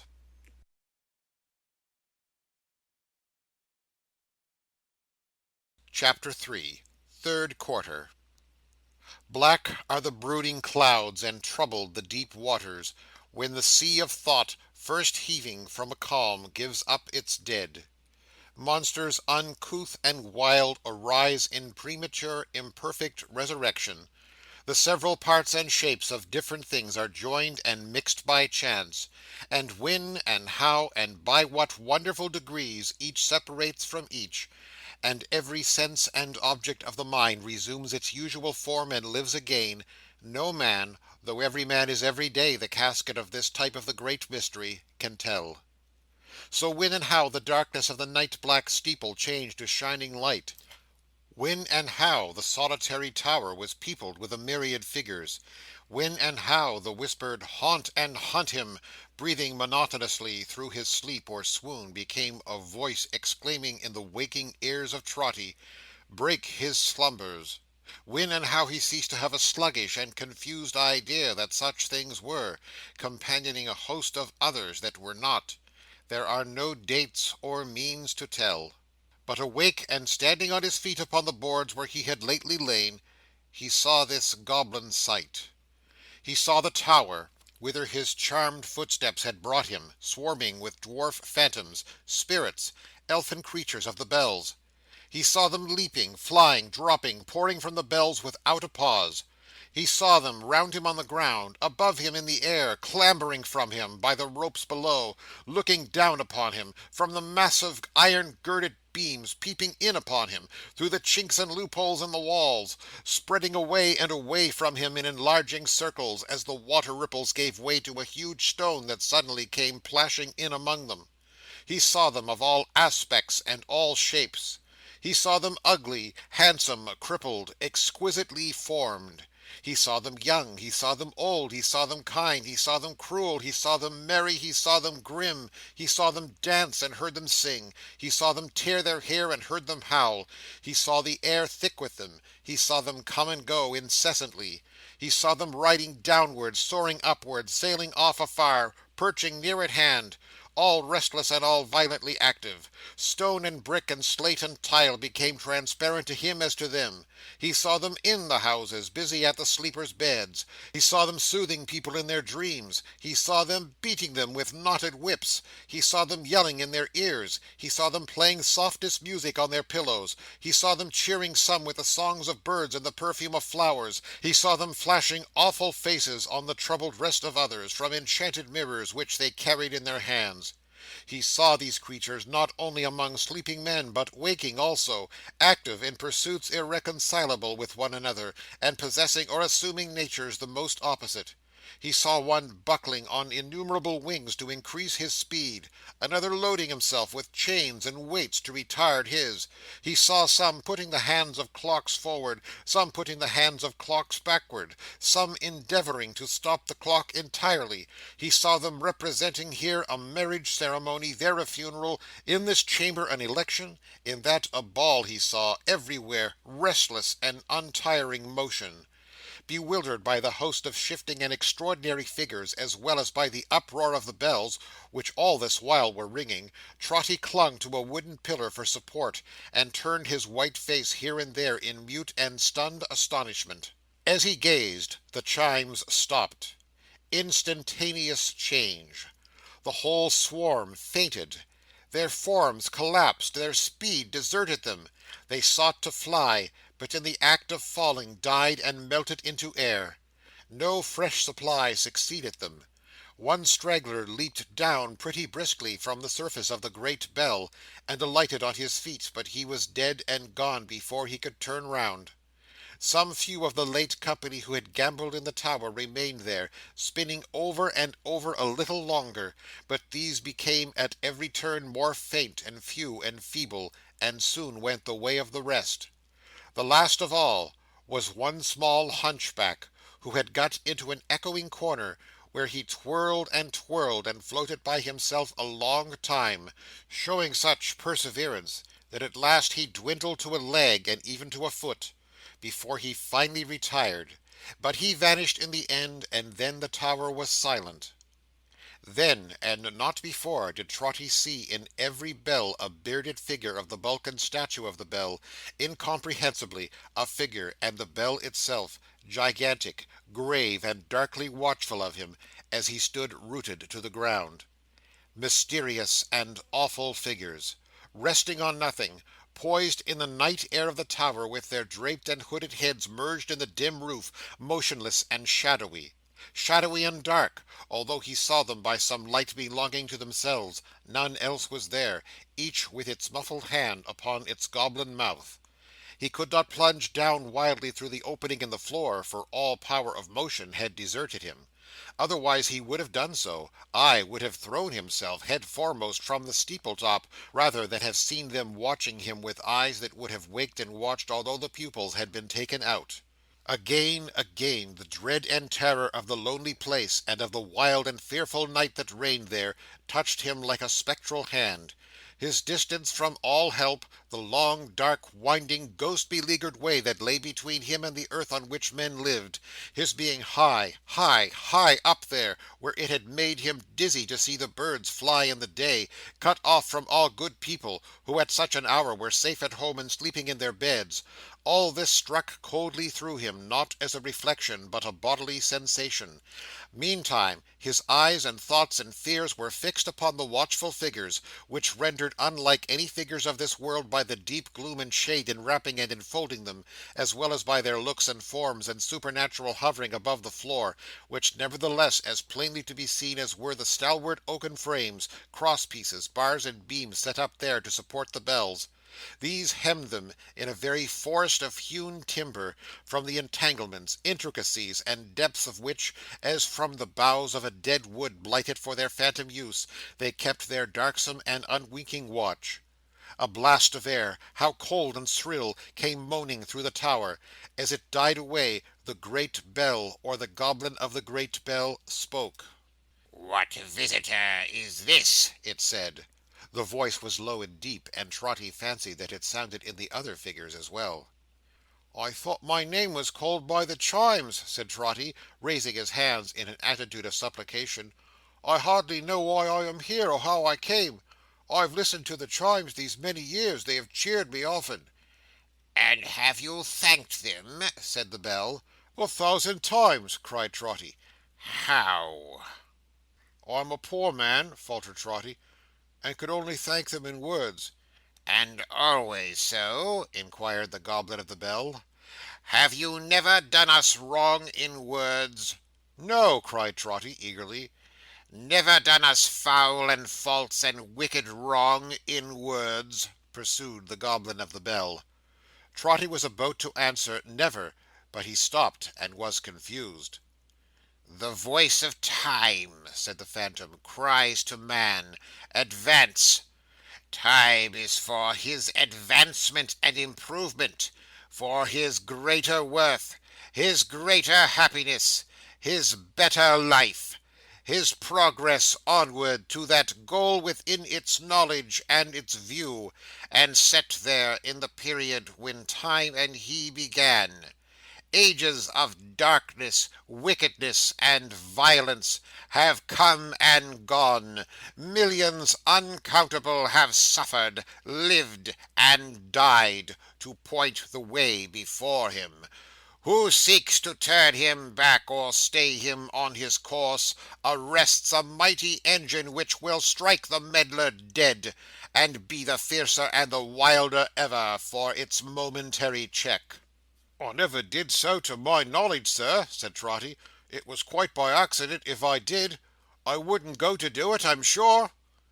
"Who puts into the mouth of Time, or of its servants," said the Goblet of the Bell, "a cry of lamentation for days which have had their trial and their failure, and have left deep traces of it which the blind may see; a cry that only serves the present time, by showing men how much it needs their help when any ears can listen to regrets for such a past. Who does this, does a wrong. And you have done that wrong to us, the Chimes." Trotty's first excess of fear was gone, but he had felt tenderly and gratefully towards the bells, as you have seen; and when he heard himself arraigned as one who had offended them so weightily, his heart was touched with penitence and grief. "If you knew," said Trotty, clasping his hands earnestly, "or perhaps you do know, if you know how often you have kept me company, how often you have cheered me up when I've been low, how you were quite the plaything of my little daughter Meg, almost the only one she ever had, when first her mother died, and she and me were left alone, you won't bear malice for a hasty word." Who hears in us, the Chimes, one note bespeaking disregard or stern regard of any hope or joy or pain or sorrow of the many sorrowed throng; who hears us make response to any creed that gauges human passions and affections, as it gauges the amount of miserable food on which humanity may pine and wither, does us wrong. That wrong you have done us," said the Bell. "I have," said Trotty. "Oh, forgive me!" "Who hears us echo the dull vermin of the earth, the putters down of crushed and broken natures, formed to be raised up higher than such maggots of the time can crawl or can conceive," pursued the Goblet of the Bell. "Who does so, does us wrong. And you have done us wrong." "Not meaning it," said Trotty. "In my ignorance, not meaning it." "Lastly, and most of all," pursued the Bell, "who turns his back upon the fallen and disfigured of his kind, abandons them as vile, and does not trace and track with pitying eyes the unfenced precipice by which they fell from good, grasping in their fall some tufts and shreds of that lost soil, and clinging to them still when bruised and dying in the gulf below, does wrong to heaven and man, to time and to eternity. And you have done that wrong." "Spare me!" cried Trotty, falling on his knees. "For mercy's sake!" "Listen!" said the shadow. "Listen!" cried the other shadows. "Listen!" said a clear and childlike voice, which Trotty thought he recognized as having heard before. The organ sounded faintly in the church below. Swelling by degrees, the melody ascended to the roof, and filled the choir and nave. Expanding more and more, it rose up, up, up, up, higher, higher, higher up, awakening agitated hearts within the burly piles of oak, the hollow bells, the iron-bound doors, the stairs of solid stone, until the tower walls were insufficient to contain it, and it soared into the sky. No wonder that an old man's breast could not contain a sound so vast and mighty. It broke from that weak prison in a rush of tears, and Trotty put his hands before his face. "Listen!" said the shadow. "Listen!" said the other shadows. "Listen!" said the child's voice. A solemn strain of blended voices rose into the tower. It was a very low and mournful strain, a dirge, and as he listened, Trotty heard his child among the singers. "She is dead!" exclaimed the old man. "Meg is dead! Her spirit calls to me. I hear it!" "The spirit of your child bewails the dead, and mingles with the dead. Dead hopes, dead fancies, dead imaginings of youth," returned the Bell. "But she is living. Learn from her life a living truth. Learn from the creature dearest to your heart how bad the bad are born. See every bud and leaf plucked one by one from off the fairest stem, and know how bare and wretched it may be. Follow her to desperation." Each of the shadowy figures stretched its right arm forth, and pointed downwards. "The spirit of the Chimes is your companion," said the figure. "Go. It stands behind you." Trotty turned and saw the child. The child Will Fern had carried in the street. The child whom Meg had watched, but now asleep. "I carried her myself to-night," said Trotty, "in these arms."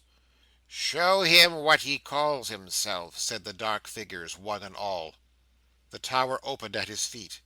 He looked down, and beheld his own form lying at the bottom, on the outside, crushed and motionless. "No more a living man!" cried Trotty. "Dead!" "Dead!" said the figures all together.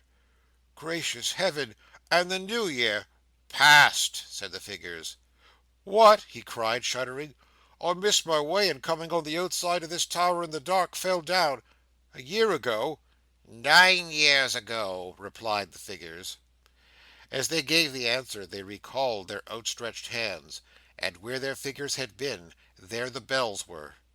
And they rung, their time being come again. And once again vast multitudes of phantoms sprung into existence, once again were incoherently engaged as they had been before, once again faded on the stopping of the chimes, and dwindled into nothing.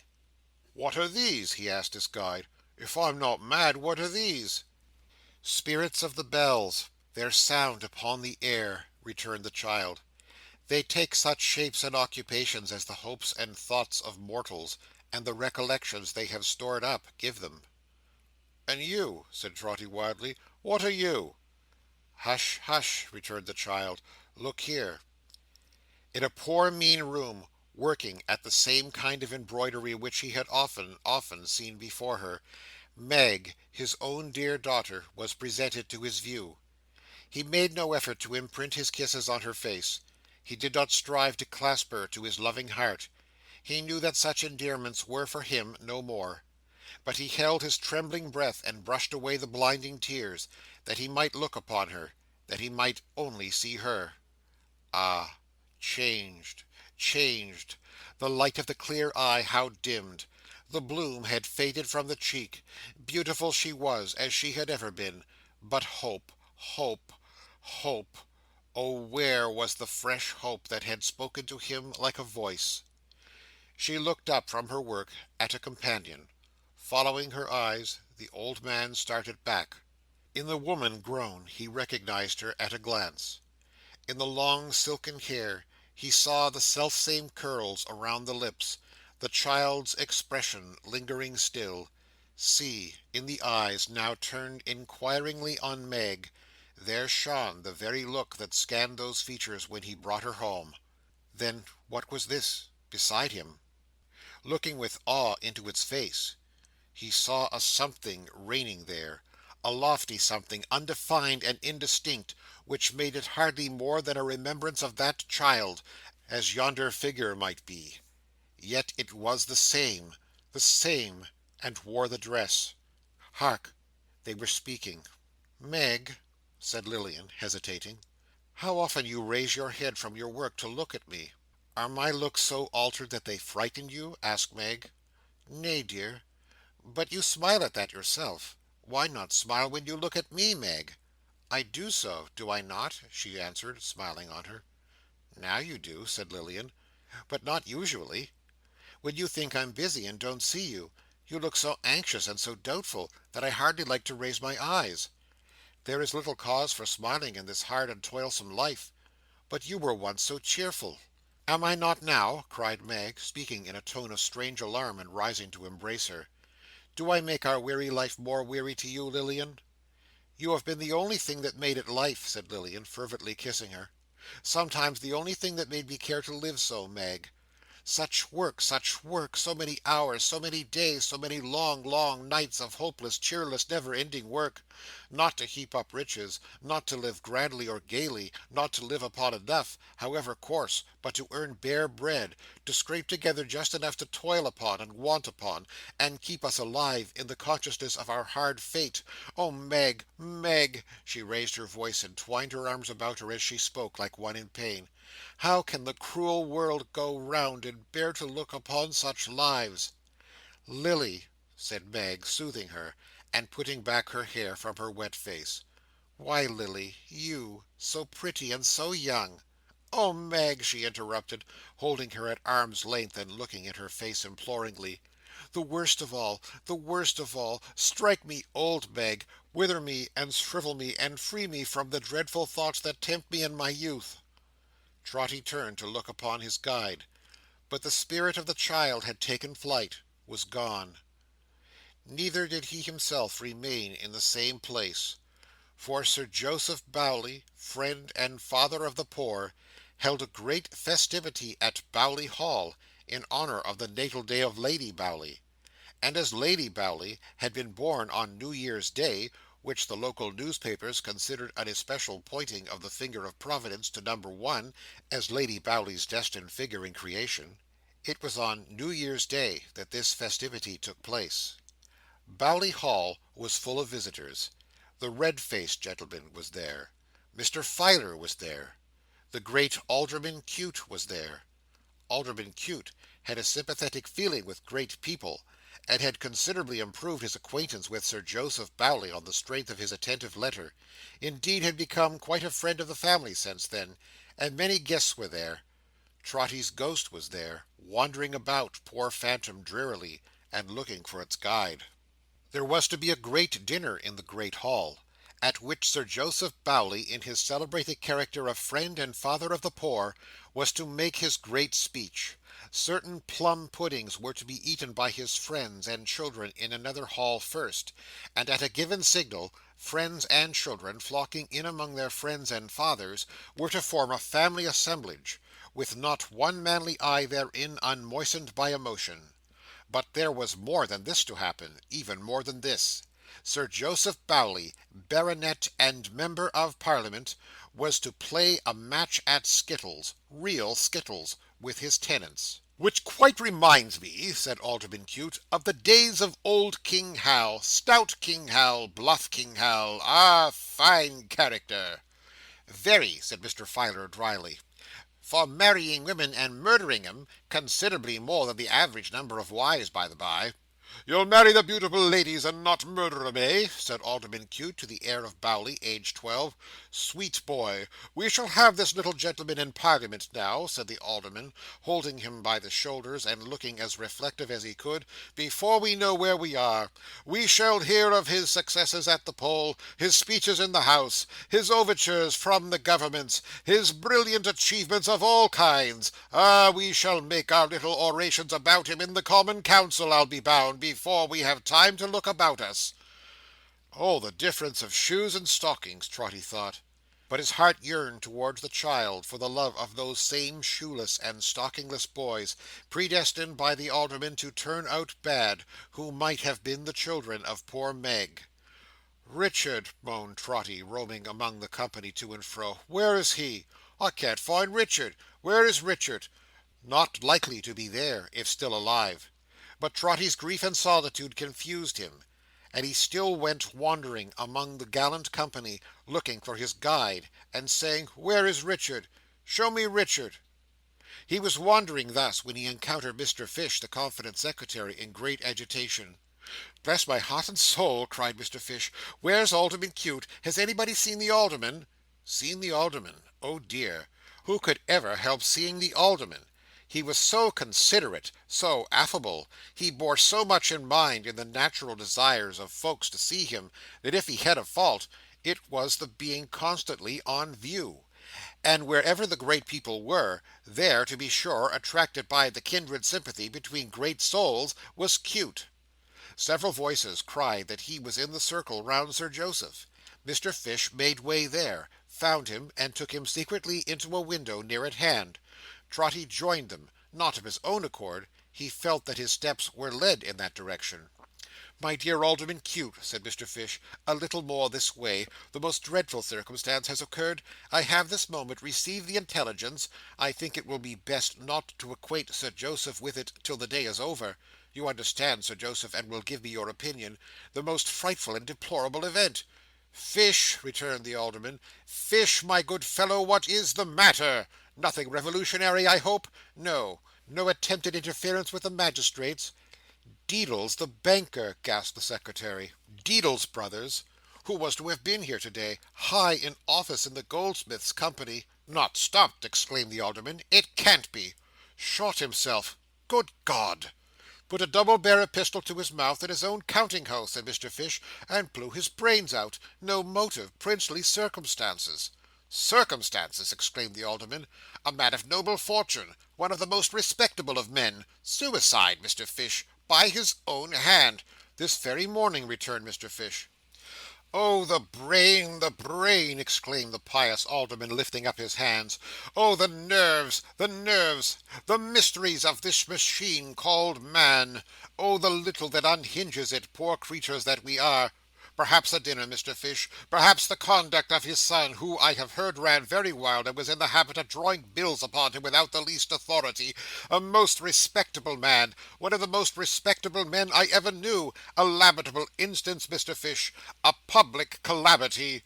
I shall make a point of wearing the deepest mourning. A most respectable man. But there is One above. We must submit, Mr. Fish, we must submit." "What, Alderman? No word of putting down. Remember, Justice, your high moral boast and pride. Come, Alderman, balance those scales. Throw me into this, the empty one, no dinner, and nature's founts in some poor woman, dried by starving misery and rendered obdurate to claims for which her offspring has authority, and Holy Mother Eve. Weigh me the two, you Daniel, going to judgment when your day shall come. Weigh them in the eyes of suffering thousands, audience not unmindful of the grim farce you play, or supposing that you strayed from your 5 wits (it's not so far to go, but that it might be), and laid hands upon that throat of yours, warning your fellows, if you have a fellow, how they croak their comfortable wickedness of raving heads and shrunken hearts. What then?" The words rose up in Trotty's breast as if they had been spoken by some other voice within him. Alderman Cute pledged himself to Mr. Fish that he would assist him in breaking the melancholy catastrophe to Sir Joseph when the day was over. Then, before they parted, wringing Mr. Fish's hand in bitterness of soul, he said, "The most respectable of men," and added that he hardly knew, not even he, why such afflictions were allowed on earth. "It's almost enough to make one think, if one didn't know better," said Alderman Cute, "that at times some motion of capsizing nature was going on in things which affected the general economy of the social fabric. Deedles Brothers!" The skittle playing came off with immense success. Sir Joseph knocked the pins about quite skilfully. Master Bowley took an innings at a shorter distance also, and everybody said that now, when a baronet and the son of a baronet played at skittles, the country was coming round again as fast as it could come. At its proper time the banquet was served up. Trotty involuntarily repaired to the hall with the rest, for he felt himself conducted thither by some stronger impulse than his own free will. The sight was gay in the extreme. The ladies were very handsome, the visitors delighted, cheerful, and good-tempered. When the lower doors were opened, and the people flocked in their rustic dresses, the beauty of the spectacle was at its height, but Trotty only murmured more and more, "Where is Richard? He should help and comfort her. I can't see Richard." There had been some speeches made, and Lady Bowley's health had been proposed, and Sir Joseph Bowley had returned thanks and had made his great speech, showing by virtuous pieces of evidence that he was the born friend and father and so forth, and had given as a toast his friends and children, and the dignity of labour, when a slight disturbance at the bottom of the hall attracted Toby's notice. After some confusion, noise, and opposition, one man broke through the rest, and stood forward by himself. Not Richard, no, but one whom he had thought of, and had looked for many times. In a scantier supply of light he might have doubted the identity of that worn man, so old and grey and bent, but with a blaze of lamps upon his gnarled and knotted head, he knew Will Fern as soon as he stepped forth. "What is this?" exclaimed Sir Joseph, rising. "Who gave this man admittance? This is a criminal from prison. Mr. Fish, sir, will you have the goodness—" "A minute," said Will Fern, "a minute. My lady, you were born on this day, along with the New Year. Give me a minute's leave to speak." She made some intercession for him. Sir Joseph took his seat again, with native dignity. The ragged visitor, for he was miserably dressed, looked round upon the company, and made his homage to them with a humble bow. "Gentlefolk," he said, "you've drunk the labourer. Look at me." "Just come from jail," said Mr. Fish. "Just come from jail," said Will, "and neither for the first time, nor the second, nor the third, nor yet the fourth." Mr. Filer was heard to remark testily that 4 times was over the average, and he ought to be ashamed of himself. "Gentlefolks," repeated Will Fern, "look at me. You see I'm at the worst. Beyond all hurt or harm. Beyond your help. For the time when your kind words or kind actions could have done me good," he struck his hand upon his breast and shook his head, "is gone, with the scent of last year's beans or clover on the air. Let me say a word for these," pointing to the labouring people in the hall, "and when you're met together, hear the real truth speak out for once." "There's not a man here," said the host, "who would have him for a spokesman." "Like enough," said Joseph, "I believe it. Not the less true, perhaps, is what I say. Perhaps that's a proof on it. Gentlefolks, I've lived many a year in this place. You may see the cottage from the sunk fence over yonder. I've seen the ladies draw it in their books 100 times. It looks well in a picter, I've heard say, but there ain't weather in picters. Maybe 'tis fitter for that than for a place to live in. Well, I lived there. How hard, how bitter hard I lived there, I won't say. Any day in the year, and every day, you can judge for your own selves." He had spoke as he had spoken on the night when Trotty found him in the street. His voice was deeper and more husky, and had a trembling in it now and then, but he never raised it passionately, and seldom lifted it above the firm stern level of the homely facts he stated. "'Tis harder than you think for gentlefolks to grow up decent, commonly decent, in such a place. That I growed up a man, and not a brute, says something for me, as I was then. As I am now, there's nothing can be said for me or done for me. I'm past it." "I am glad this man has entered," observed Sir Joseph, looking round serenely. "Don't disturb him. It appears to be ordained. He is an example, a living example. I hope and trust and confidently expect that it will not be lost upon my friends here." "I dragged on," said Fern, after a moment's silence, "somehow.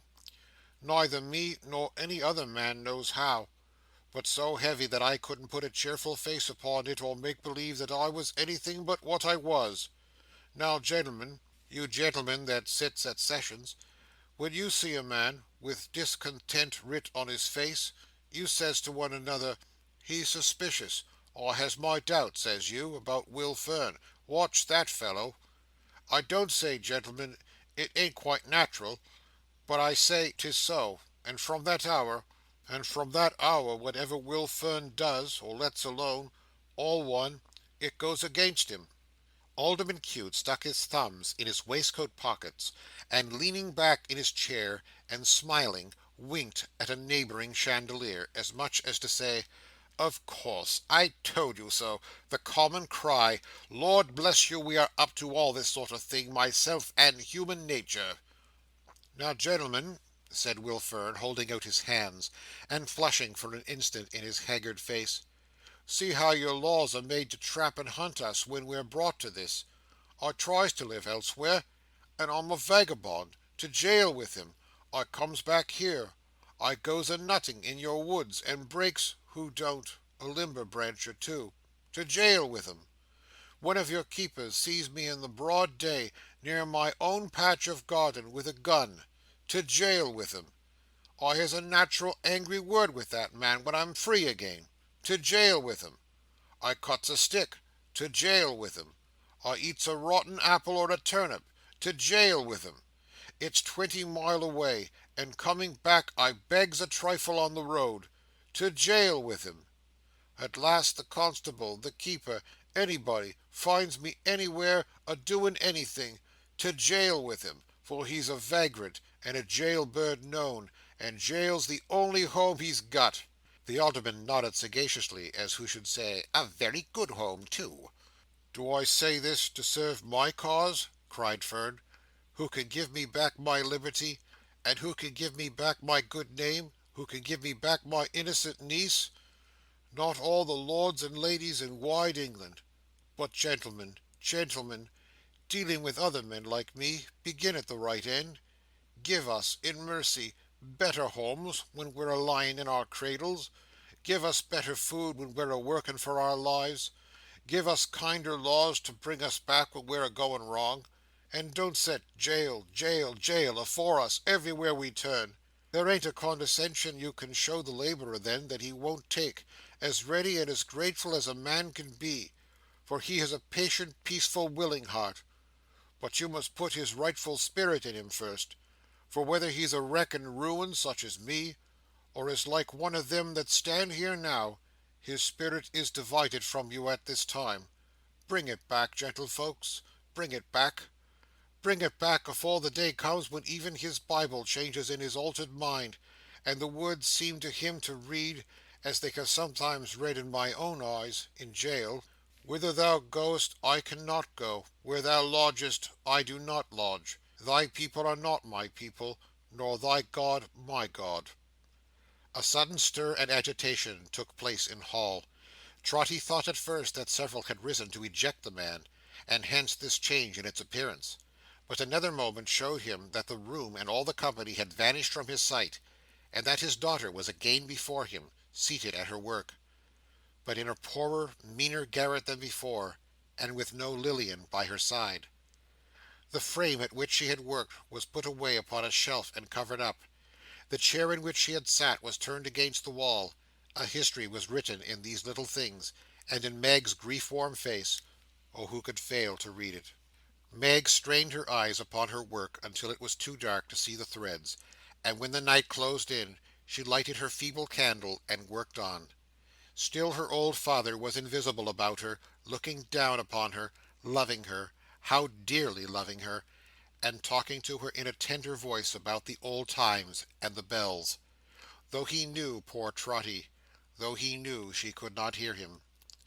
A great part of the evening had worn away when a knock came at her door. She opened it. A man was on the threshold, a slouching, moody, drunken sloven, wasted by intemperance and vice, and with his matted hair and unshorn beard in wild disorder, but with some traces on him too of having been a man of good proportion and good features in his youth. He stopped until he had her leave to enter, and she, retiring a pace or two from the open door, silently and sorrowfully looked upon him. Trotty had his wish. He saw Richard. "May I come in, Margaret?" "Yes, come in, come in." It was well that Trotty knew him before he spoke, for with any doubt remaining on his mind, the harsh, discordant voice would have persuaded him that it was not Richard, but some other man. There were but two chairs in the room. She gave him hers, and stood at some short distance from him, waiting to hear what he had to say. He sat, however, staring vacantly at the floor with a lustreless and stupid smile.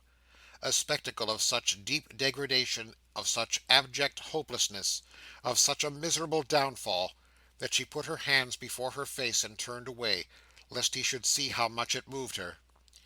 Roused by the rustling of her dress, or some such trifling sound, he lifted his head, and began to speak as if there had been no pause since he entered.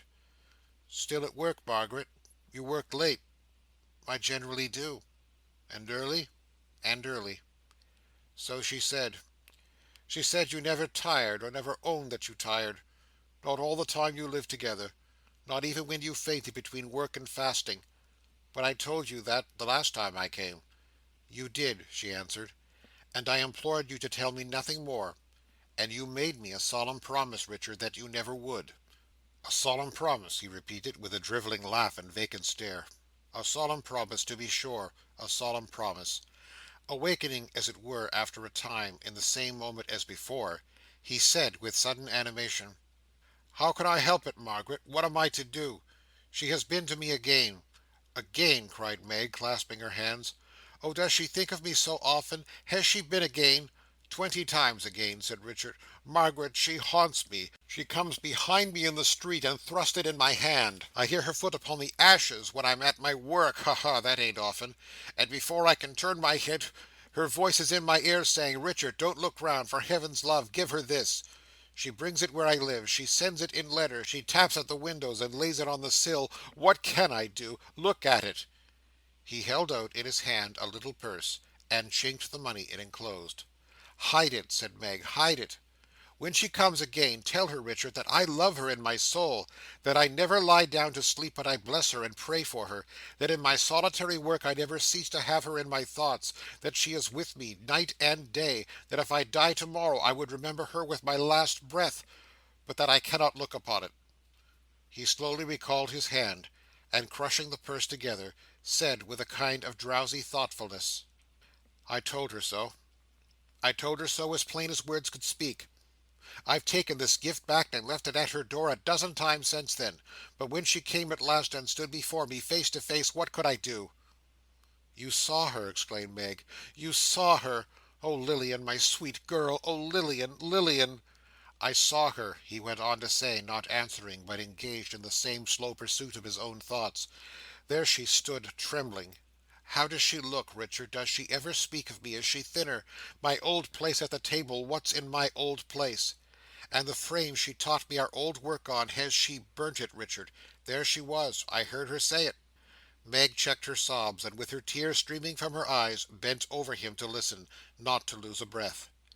With her arms resting on his knees, and stooping forward in his chair, as if what he had said were written on the ground in some half legible character, which it was his occupation to decipher and connect, he went on.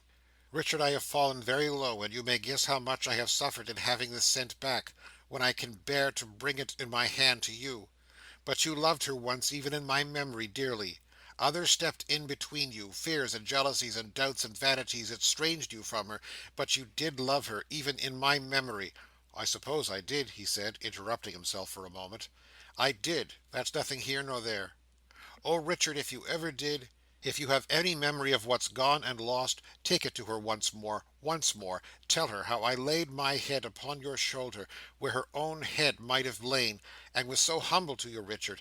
Tell her that you looked into my face and saw the beauty which she used to praise, all gone, and in its place a poor, wan, hollow cheek, that she would weep to see. Tell her everything, and take it back, and she will not refuse again. She will not have the heart." So he sat musing, and repeating the last words, until he woke again, and rose. "You won't take it, Margaret?" She shook her head, and motioned an entreaty to him to leave her. "Good night, Margaret. Good night." He turned to look upon her, struck by her sorrow, and perhaps by the pity for himself which trembled in her voice. It was a quick and rapid action, and for the moment some flash of his old bearing kindled in his form. In the next he went as he had come. Nor did this glimmer of a quenched fire seem to light him to a quicker sense of his debasement. In any mood, in any grief, in any torture of the mind or body, Meg's work must be done. She sat down to her task and plied it. Night, midnight, still she worked. She had a meagre fire, the night being very cold, and rose at intervals to mend it. The chimes ran 12:30 while she was thus engaged, and when they ceased, she heard a gentle knocking at the door. Before she could so much wonder who was there at that unusual hour, it opened. O youth and beauty, happy as ye should be, look at this! O youth and beauty, blessed and blessing all within your reach, and working out the ends of your beneficent Creator, look at this! She saw the entering figure, screamed its name, cried "Lilian!" It was swift, and fell upon its knees before her, clinging to her dress. "Up, dear! Up, Lilian! My own dearest!" "Never more, Meg, never more! Here, here! Close to you, holding to you, feeling your dear breath upon my face. Sweet Lilian, darling Lilian, child of my heart, no mother's love can be more tender. Lay your head upon my breast. Never more, Meg, never more!" When I first looked into your face, you knelt before me. On my knees before you. Let me die. Let it be here. You have come back, my treasure. We will live together, work together, hope together, die together. Ah, kiss my lips, Meg. Fold your arms about me. Press me to your bosom. Look kindly on me, but don't raise me. Let it be here. Let me see the last of your dear face upon my knees. O youth and beauty, happy as ye should be, look at this. O youth and beauty, working out the ends of your beneficent Creator, look at this. Forgive me, Meg. So dear, so dear, forgive me. I know you do. I see you do. But say so, Meg." She said so, with her lips on Lilian's cheek, and with her arms twined round. She knew it now. A broken heart. "His blessing on you, dearest love. Kiss me once more." He suffered her to sit beside his feet, and dry them with her hair. O Meg, what mercy and compassion! As she died, the spirit of the child returning, innocent and radiant, touched the old man with its hand, and beckoned him away. End of Chapter 3 of the Chimes.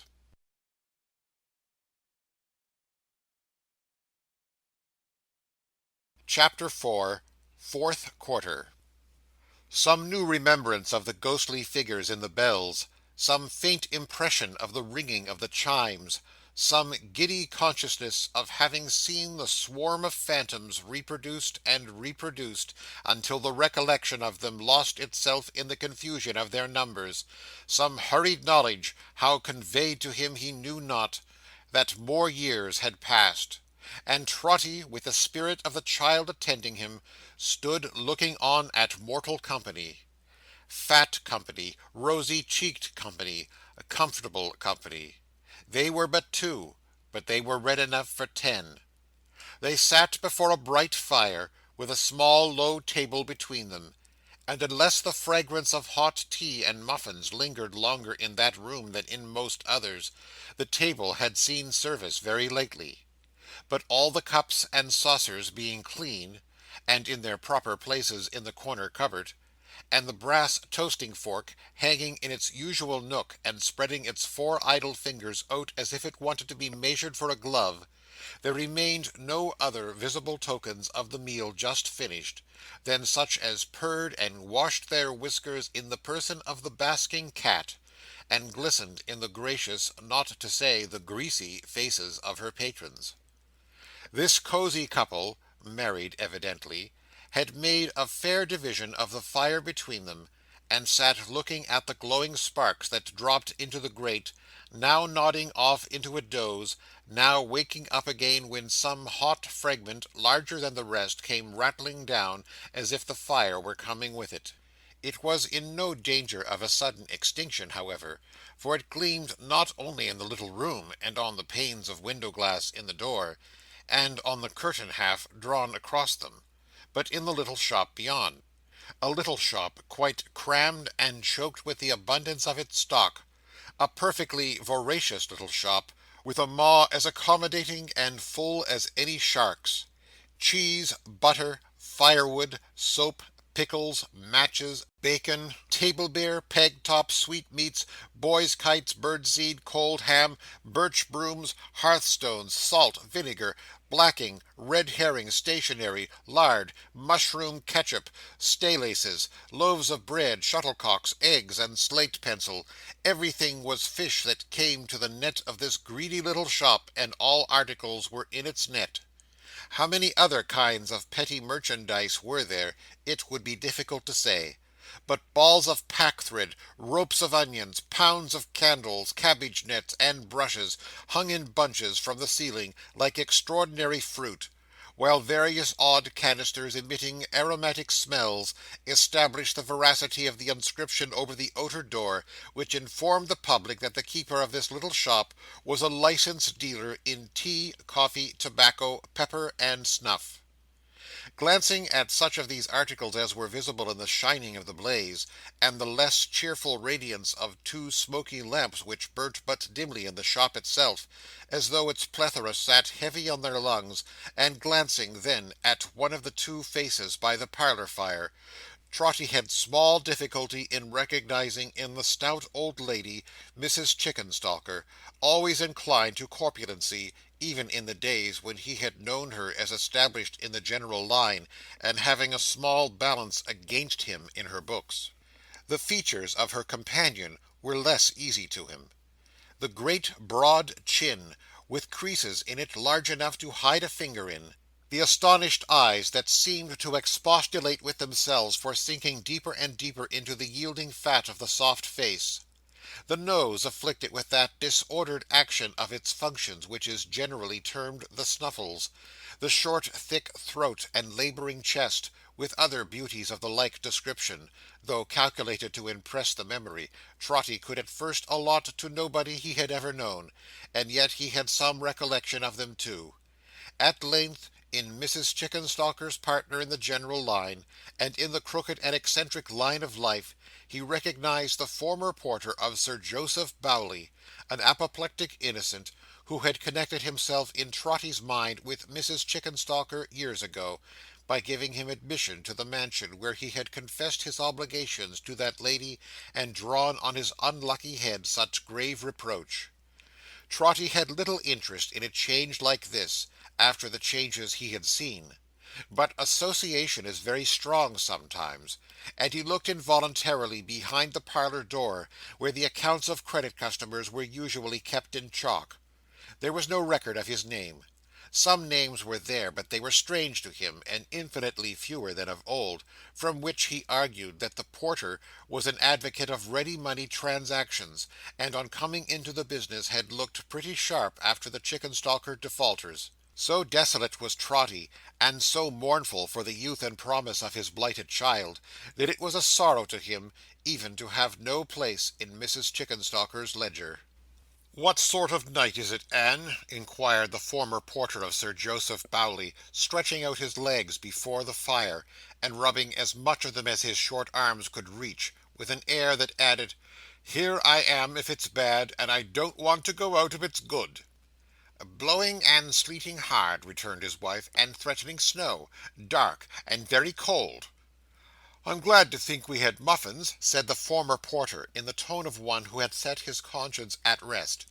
"It's a sort of night that's meant for muffins. Likewise crumpets. Also Sally Lunns." The former porter mentioned each successive kind of eatable, as if he were musingly summing up his good actions; after which he rubbed his fat legs as before, and jerking them at the knees to get the fire upon the yet unroasted parts, laughed as if somebody had tickled him. "You're in spirits, Tugby, my dear," observed his wife. The firm was Tugby, late Chickenstalker. "No," said Tugby. "No, not particular. I'm a little elewated. The muffins came so pat." With that he chuckled until he was black in the face, and had so much ado to become any other colour, that his fat legs took the strangest excursions into the air; nor were they reduced to anything like decorum until Mrs Tugby had thumped him violently on the back, and shaken him as if he were a great bottle. "Good gracious goodness, Lord a mercy, bless and save the man!" cried Mrs Tugby in great terror. "What's he doing?" Mr. Tugby wiped his eyes, and faintly repeated that he found himself a little elewated. "Then don't be so again, there's a dear good soul," said Mrs. Tugby, "if you don't want to frighten me to death with your struggling and fighting." Mr. Tugby said he wouldn't. But his whole existence was a fight, in which, if any judgment might be founded on the constantly increasing shortness of his breath, and the deepening purple of his face, he was always getting the worst of it. "So it's blowing, and sleeting, and threatening snow, and it's dark and very cold, is it, my dear?" said Mr. Tugby, looking at the fire and reverting to the cream and marrow of his temporary elevation. "Hard weather indeed," returned his wife, shaking her head. "Ay, ay. Years," said Mr. Tugby, "are like Christians in that respect. Some of 'em die hard, some of 'em die easy. This one hasn't many days to run, and is making a fight for it. I like him all the better. There's a customer, my love." Attentive to the rattling door, Mrs. Tugby had already risen. "Now then," said that lady, passing out into the little shop, "what's wanted? Oh, I beg your pardon, sir, I'm sure I didn't think it was you." She made the apology to a gentleman in black, who, with his wristbands tucked up and his hat cocked loungingly on one side, and his hands in his pockets, sat down astride on the table-beer barrel, and nodded in return. "This is a bad business upstairs, Mrs. Tugby," said the gentleman. "The man can't live." "Not the back attic can't," cried Tugby, coming out into the shop to join the conference. "The back attic, Mr. Tugby," said the gentleman, "is coming downstairs fast, and will be below the basement very soon." Looking by turns at Tugby and his wife, he sounded the barrel with his knuckles for the depth of beer, and having found it, played a tune upon the empty part. "The back attic, Mr. Tugby," said the gentleman, Tugby having stood in silent consternation for some time, "is going." "Then," said Tugby, turning to his wife, "he must go, you know, before he's gone." "I don't think you could move him," said the gentleman, shaking his head. "I wouldn't take the responsibility of saying it could be done myself. You had better leave him where he is. He can't live long." "It's the only subject," said Tugby, bringing the butter scale down upon the counter with a crash, by weighing his fist on it, "that we've ever had a word upon, she and me, and look what it comes to. He's going to die here after all. Going to die upon the premises. Going to die in our house." "And where should he have died, Tugby?" cried his wife. "In the workhouse," he returned. "What are workhouses made for?" "Not for that," said Mrs. Tugby, with great energy. "Not for that. Neither did I marry you for that. Don't think it, Tugby. I won't have it. I won't allow it. I'd be separated first, and never see your face again. When my widow's name stood over that door, as it did for many years, this house being known as Mrs. Chickenstalker's far and wide, and never known but to its honest credit and good report, when my widow's name stood over that door, Tugby, I knew him as a handsome, steady, manly, independent youth. I knew her as the sweetest looking, sweetest tempered girl eyes ever saw. I knew her father. Poor old creature, he fell down from the steeple walking in his sleep, and killed himself, for the simplest, hardest working, childest hearted man that ever drew the breath of life, and when I turned them out of house and home, may angels turn me out of heaven, as they would, and serve me right." Her old face, which had been a plump and dimpled one before the changes which had come to pass, seemed to shine out of her as she said these words; and when she dried her face, and shook her head and her handkerchief at Tugby, with an expression of firmness which it was quite clear was not to be easily resisted, Trotty said, "Bless her, bless her!" Then he listened with a panting heart for what should follow, knowing nothing yet, but that they spoke of Meg. If Tugby had been a little elevated in the parlour, he more than balanced that account by being not a little depressed in the shop, where he now stood staring at his wife without attempting a reply, secretly conveying, however, either in a fit of abstraction or as a precautionary measure, all the money from the till into his own pockets as he looked at her.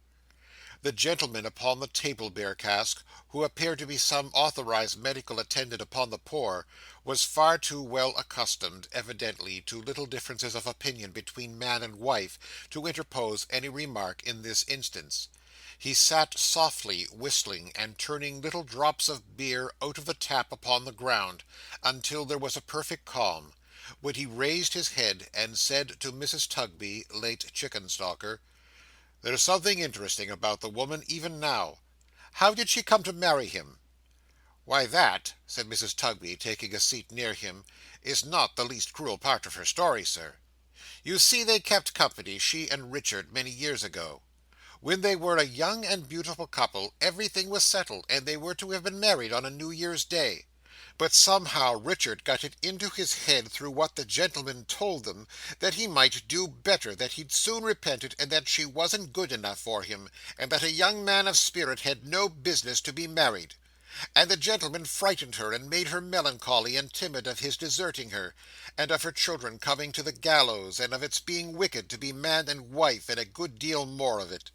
And in short, they lingered, and their trust in one another was broken, and so at last was the match.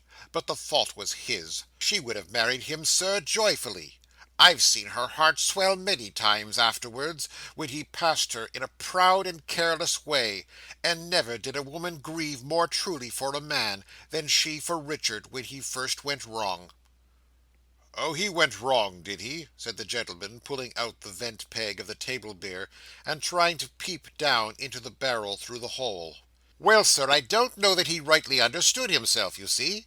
I think his mind was troubled by their having broke with one another, and that but for being ashamed before the gentleman, and perhaps for being uncertain too how she might take it, he'd have gone through any suffering or trial to have had Meg's promise and Meg's hand again. That's my belief. He never said so, more's the pity.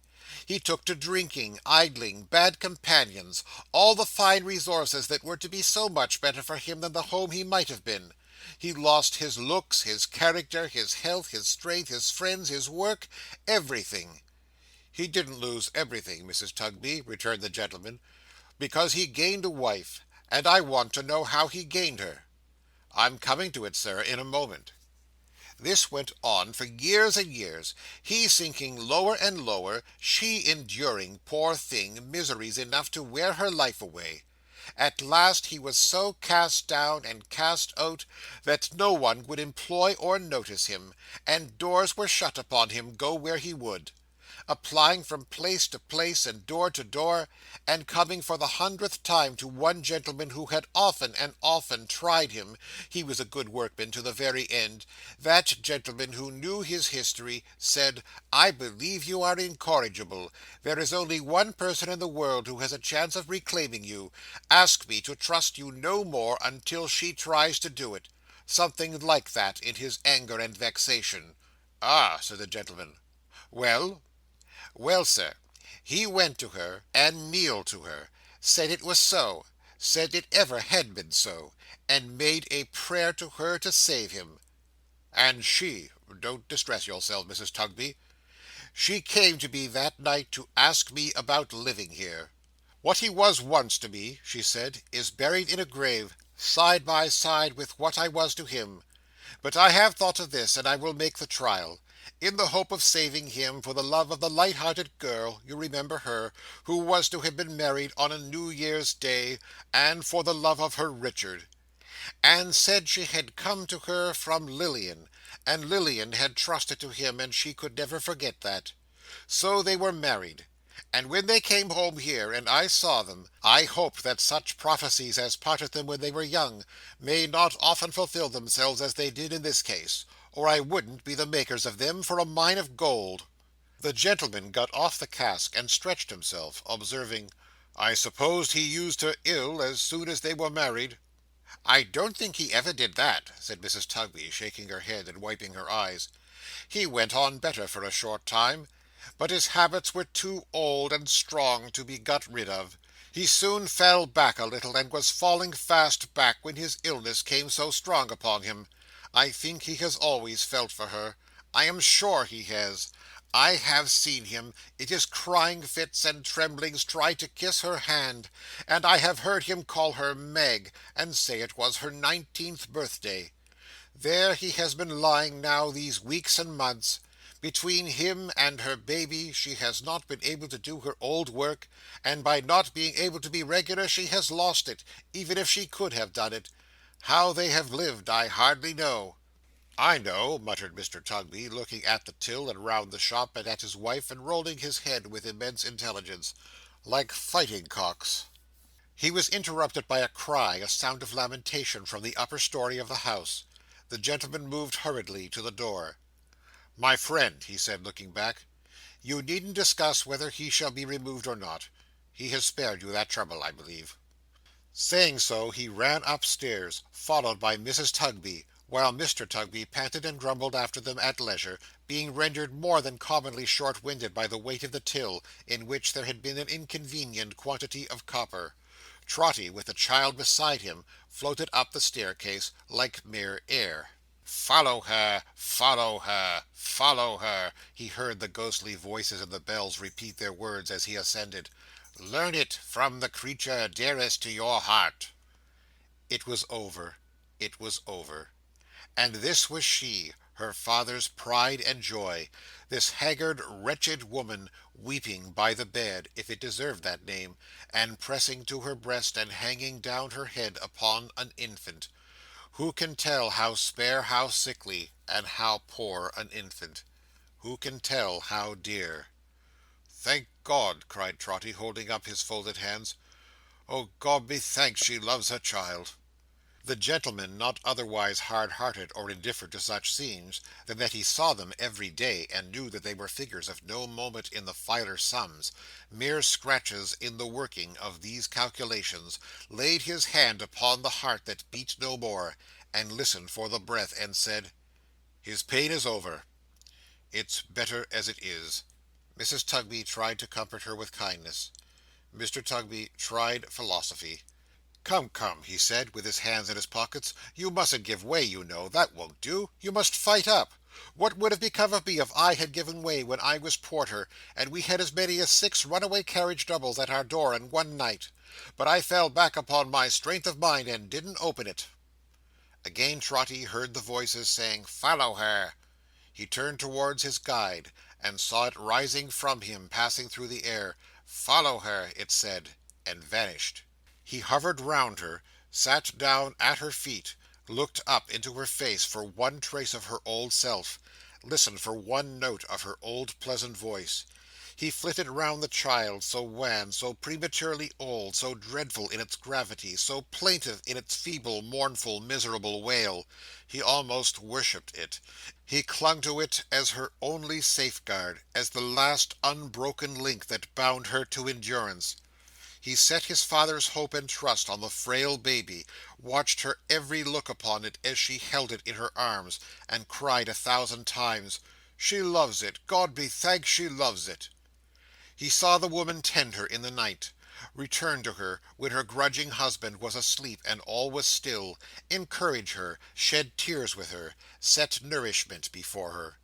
He saw the day come and the night again, the day, the night, the time go by, the house of death relieved of death, the room left to herself and to the child. He heard it moan and cry, he saw it harass her and tire her out, and when she slumbered in exhaustion, drag her back to consciousness, and hold her with its little hands upon the rack. But she was constant to it, gentle with it, patient with it, patient. Was its loving mother in her inmost heart and soul, and had its being knitted up with hers, as when she carried it unborn. All this time she was in want, languishing away in dire and pining want. With the baby in her arms she wandered here and there in quest of occupation, and with its thin face lying in her lap, and looking up in hers, did any work for any wretched sum. A day and night of labour for as many farthings as there were figures on the dial. If she had quarrelled with it, if she had neglected it, if she had looked upon it with a moment's hate, if in the frenzy of an instant she had struck it, no. His comfort was, she loved it always. She told no one of her extremity, and wandered abroad in the day lest she should be questioned by her only friend, for any help she received from her hands occasioned fresh disputes between the good woman and her husband, and it was new bitterness to be the daily cause of strife and discord where she owed so much. She loved it still.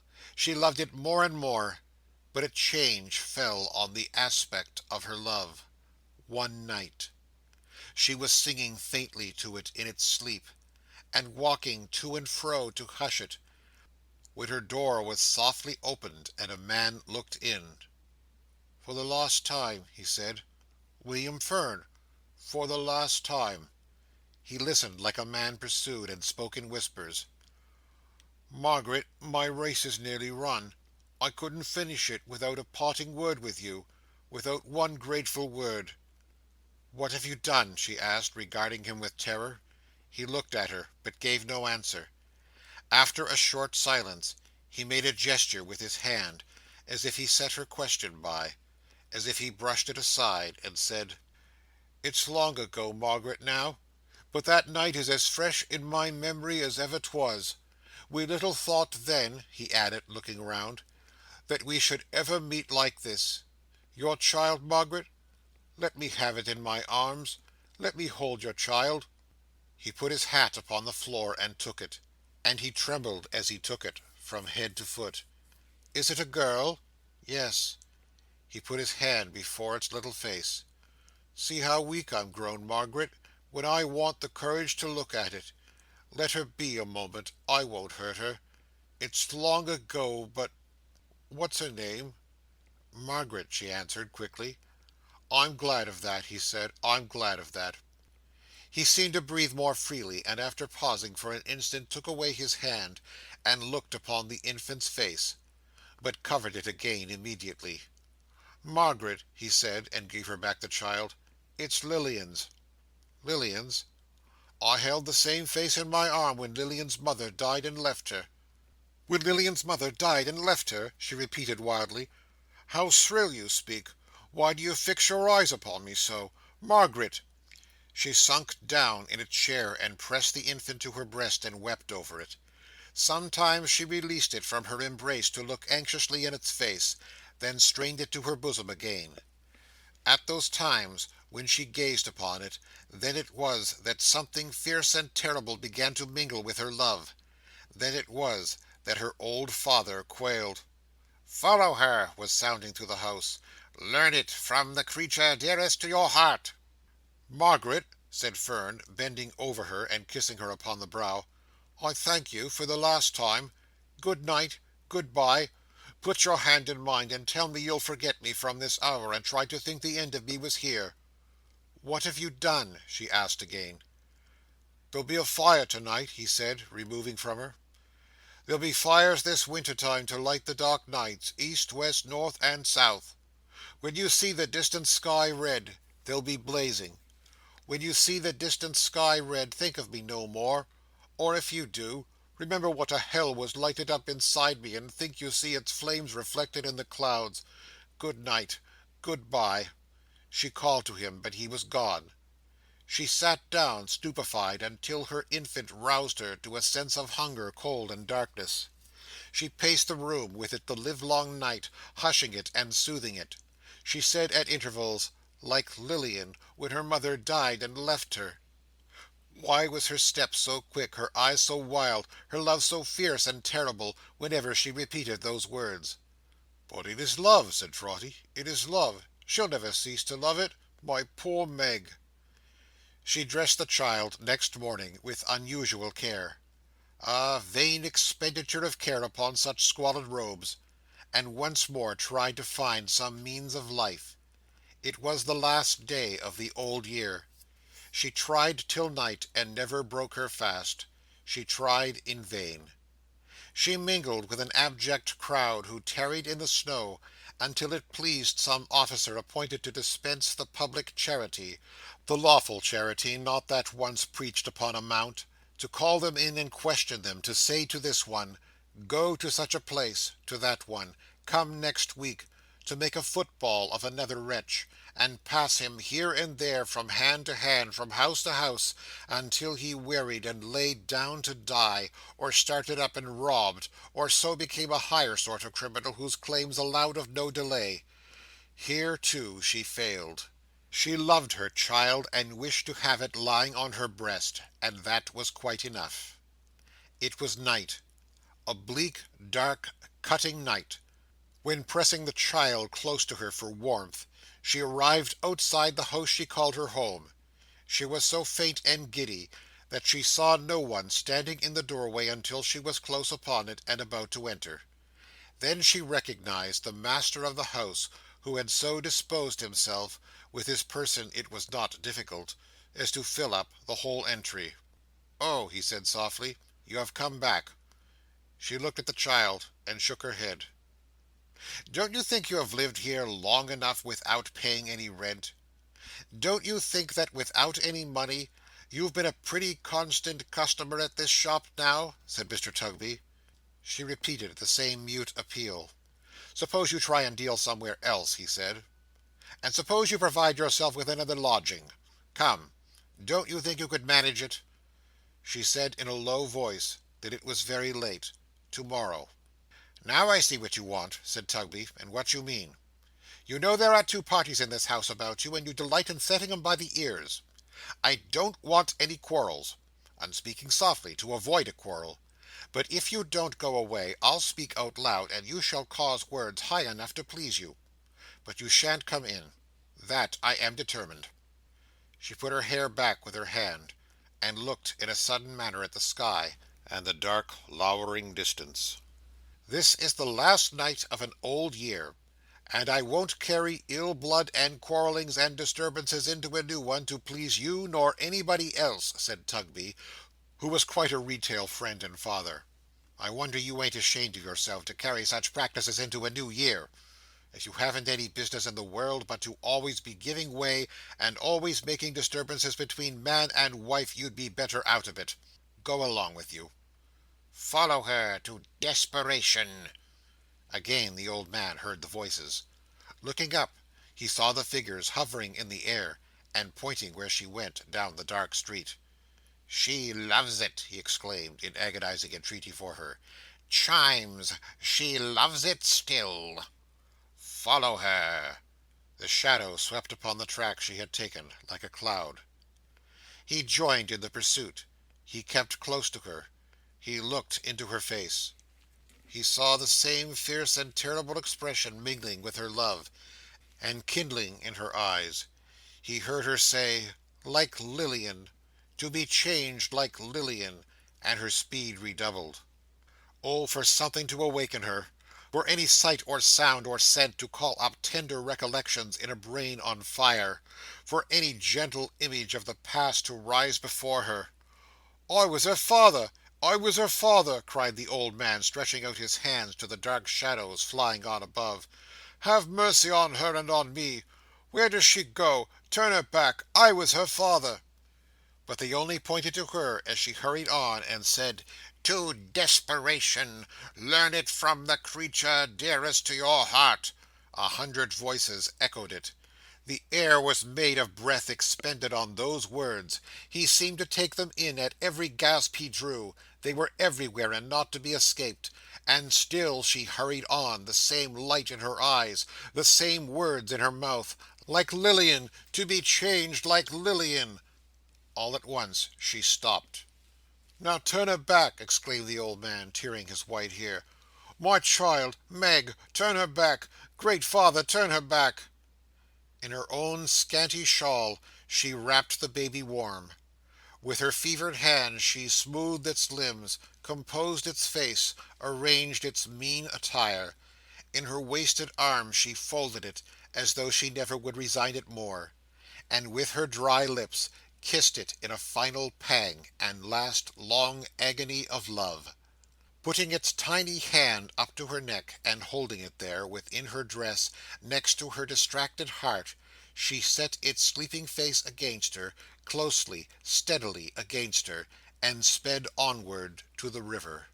To the rolling river, swift and dim, where winter night sat brooding like the last dark thoughts of many who had sought a refuge there before her. Where scattered lights upon the banks gleamed sullen, red, and dull, as torches that were burning there, to show the way to death. Where no abode of living people cast its shadow on the deep, impenetrable, melancholy shade. To the river, to that portal of eternity, her desperate footsteps tended with the swiftness of its rapid waters running to the sea. He tried to touch her as she passed him, going down to its dark level, but the wild distempered form, the fierce and terrible love, the desperation that had left all human check on hold behind, swept by him like the wind. He followed her. She paused a moment on the brink, before the dreadful plunge. He fell down on his knees, and in a shriek addressed the figures in the bells now hovering above them. "I have learnt it!" cried the old man. "From the creature dearest to my heart! Oh, save her! Save her!" He could wind his fingers in her dress, could hold it. As the words escaped his lips, he felt his sense of touch return, and knew that he detained her. The figures looked down steadfastly upon him. "I have learnt it!" cried the old man. "Oh, have mercy on me in this hour, if in my love for her so young and good, I slandered nature in the breasts of mothers rendered desperate. Pity my presumption, wickedness, and ignorance, and save her!" He felt his hold relaxing. They were silent still. "Have mercy on her!" he exclaimed. as one in whom this dreadful crime had sprung from love perverted, from the strongest, deepest love we fallen creatures know. Think what her misery must have been when such seed bears such fruit. Heaven meant her to be good. There is no living mother on the earth who might not come to this if such a life had gone before. Oh, have mercy on my child, who even at this pass means mercy to her own, and dies herself, and perils her immortal soul to save it." She was in his arms. He held her now. His strength was like a giant's. "I see the spirit of the Chimes among you," cried the old man, singling out the child and speaking in some inspiration which their looks conveyed to him. "I know that our inheritance is held in store for us by time. I know there is a sea of time to rise one day, before which all who wrong us or oppress us will be swept away like leaves. I see it on the flow.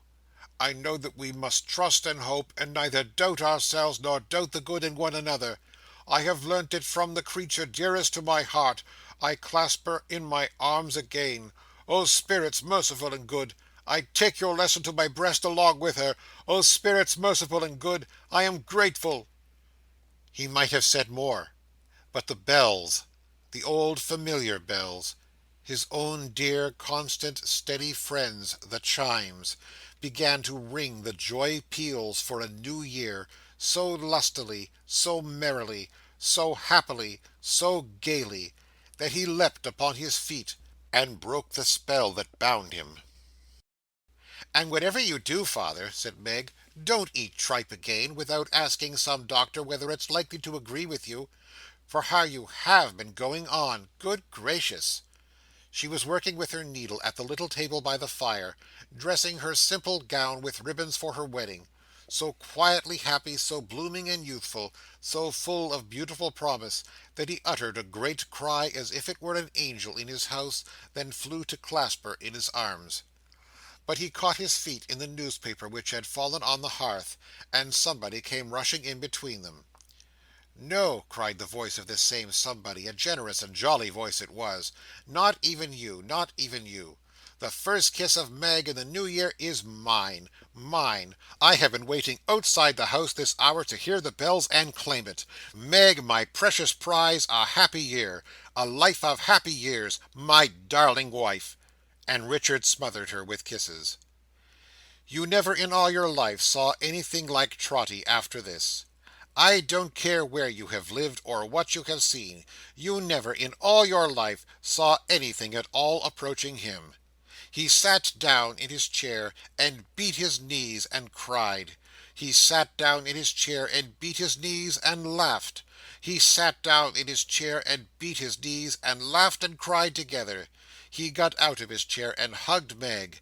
He got out of his chair and hugged Richard. He got out of his chair and hugged them both at once. He kept running up to Meg and squeezing her fresh face between his hands and kissing it, going from her backwards not to lose sight of it, and running up again like a figure in a magic lantern, and whatever he did, he was constantly sitting himself down in his chair, and never stopping in it for one single moment, being, that's the truth, beside himself with joy. "And to-morrow's your wedding day, my pet," cried Trotty. "Your real happy wedding day." "To-day!" cried Richard, shaking hands with him. "To-day! The Chimes are ringing in the new year. Hear them!" They were ringing. Bless their sturdy hearts, they were ringing. Great bells as they were, melodious, deep-mouthed, noble bells, cast in no common metal, made by no common founder. When had they ever chimed like that before? "But to-day, my pet," said Trotty, "you and Richard had some words to-day." "Because he's such a bad fellow, father," said Meg. "Aren't you, Richard? Such a headstrong, violent man.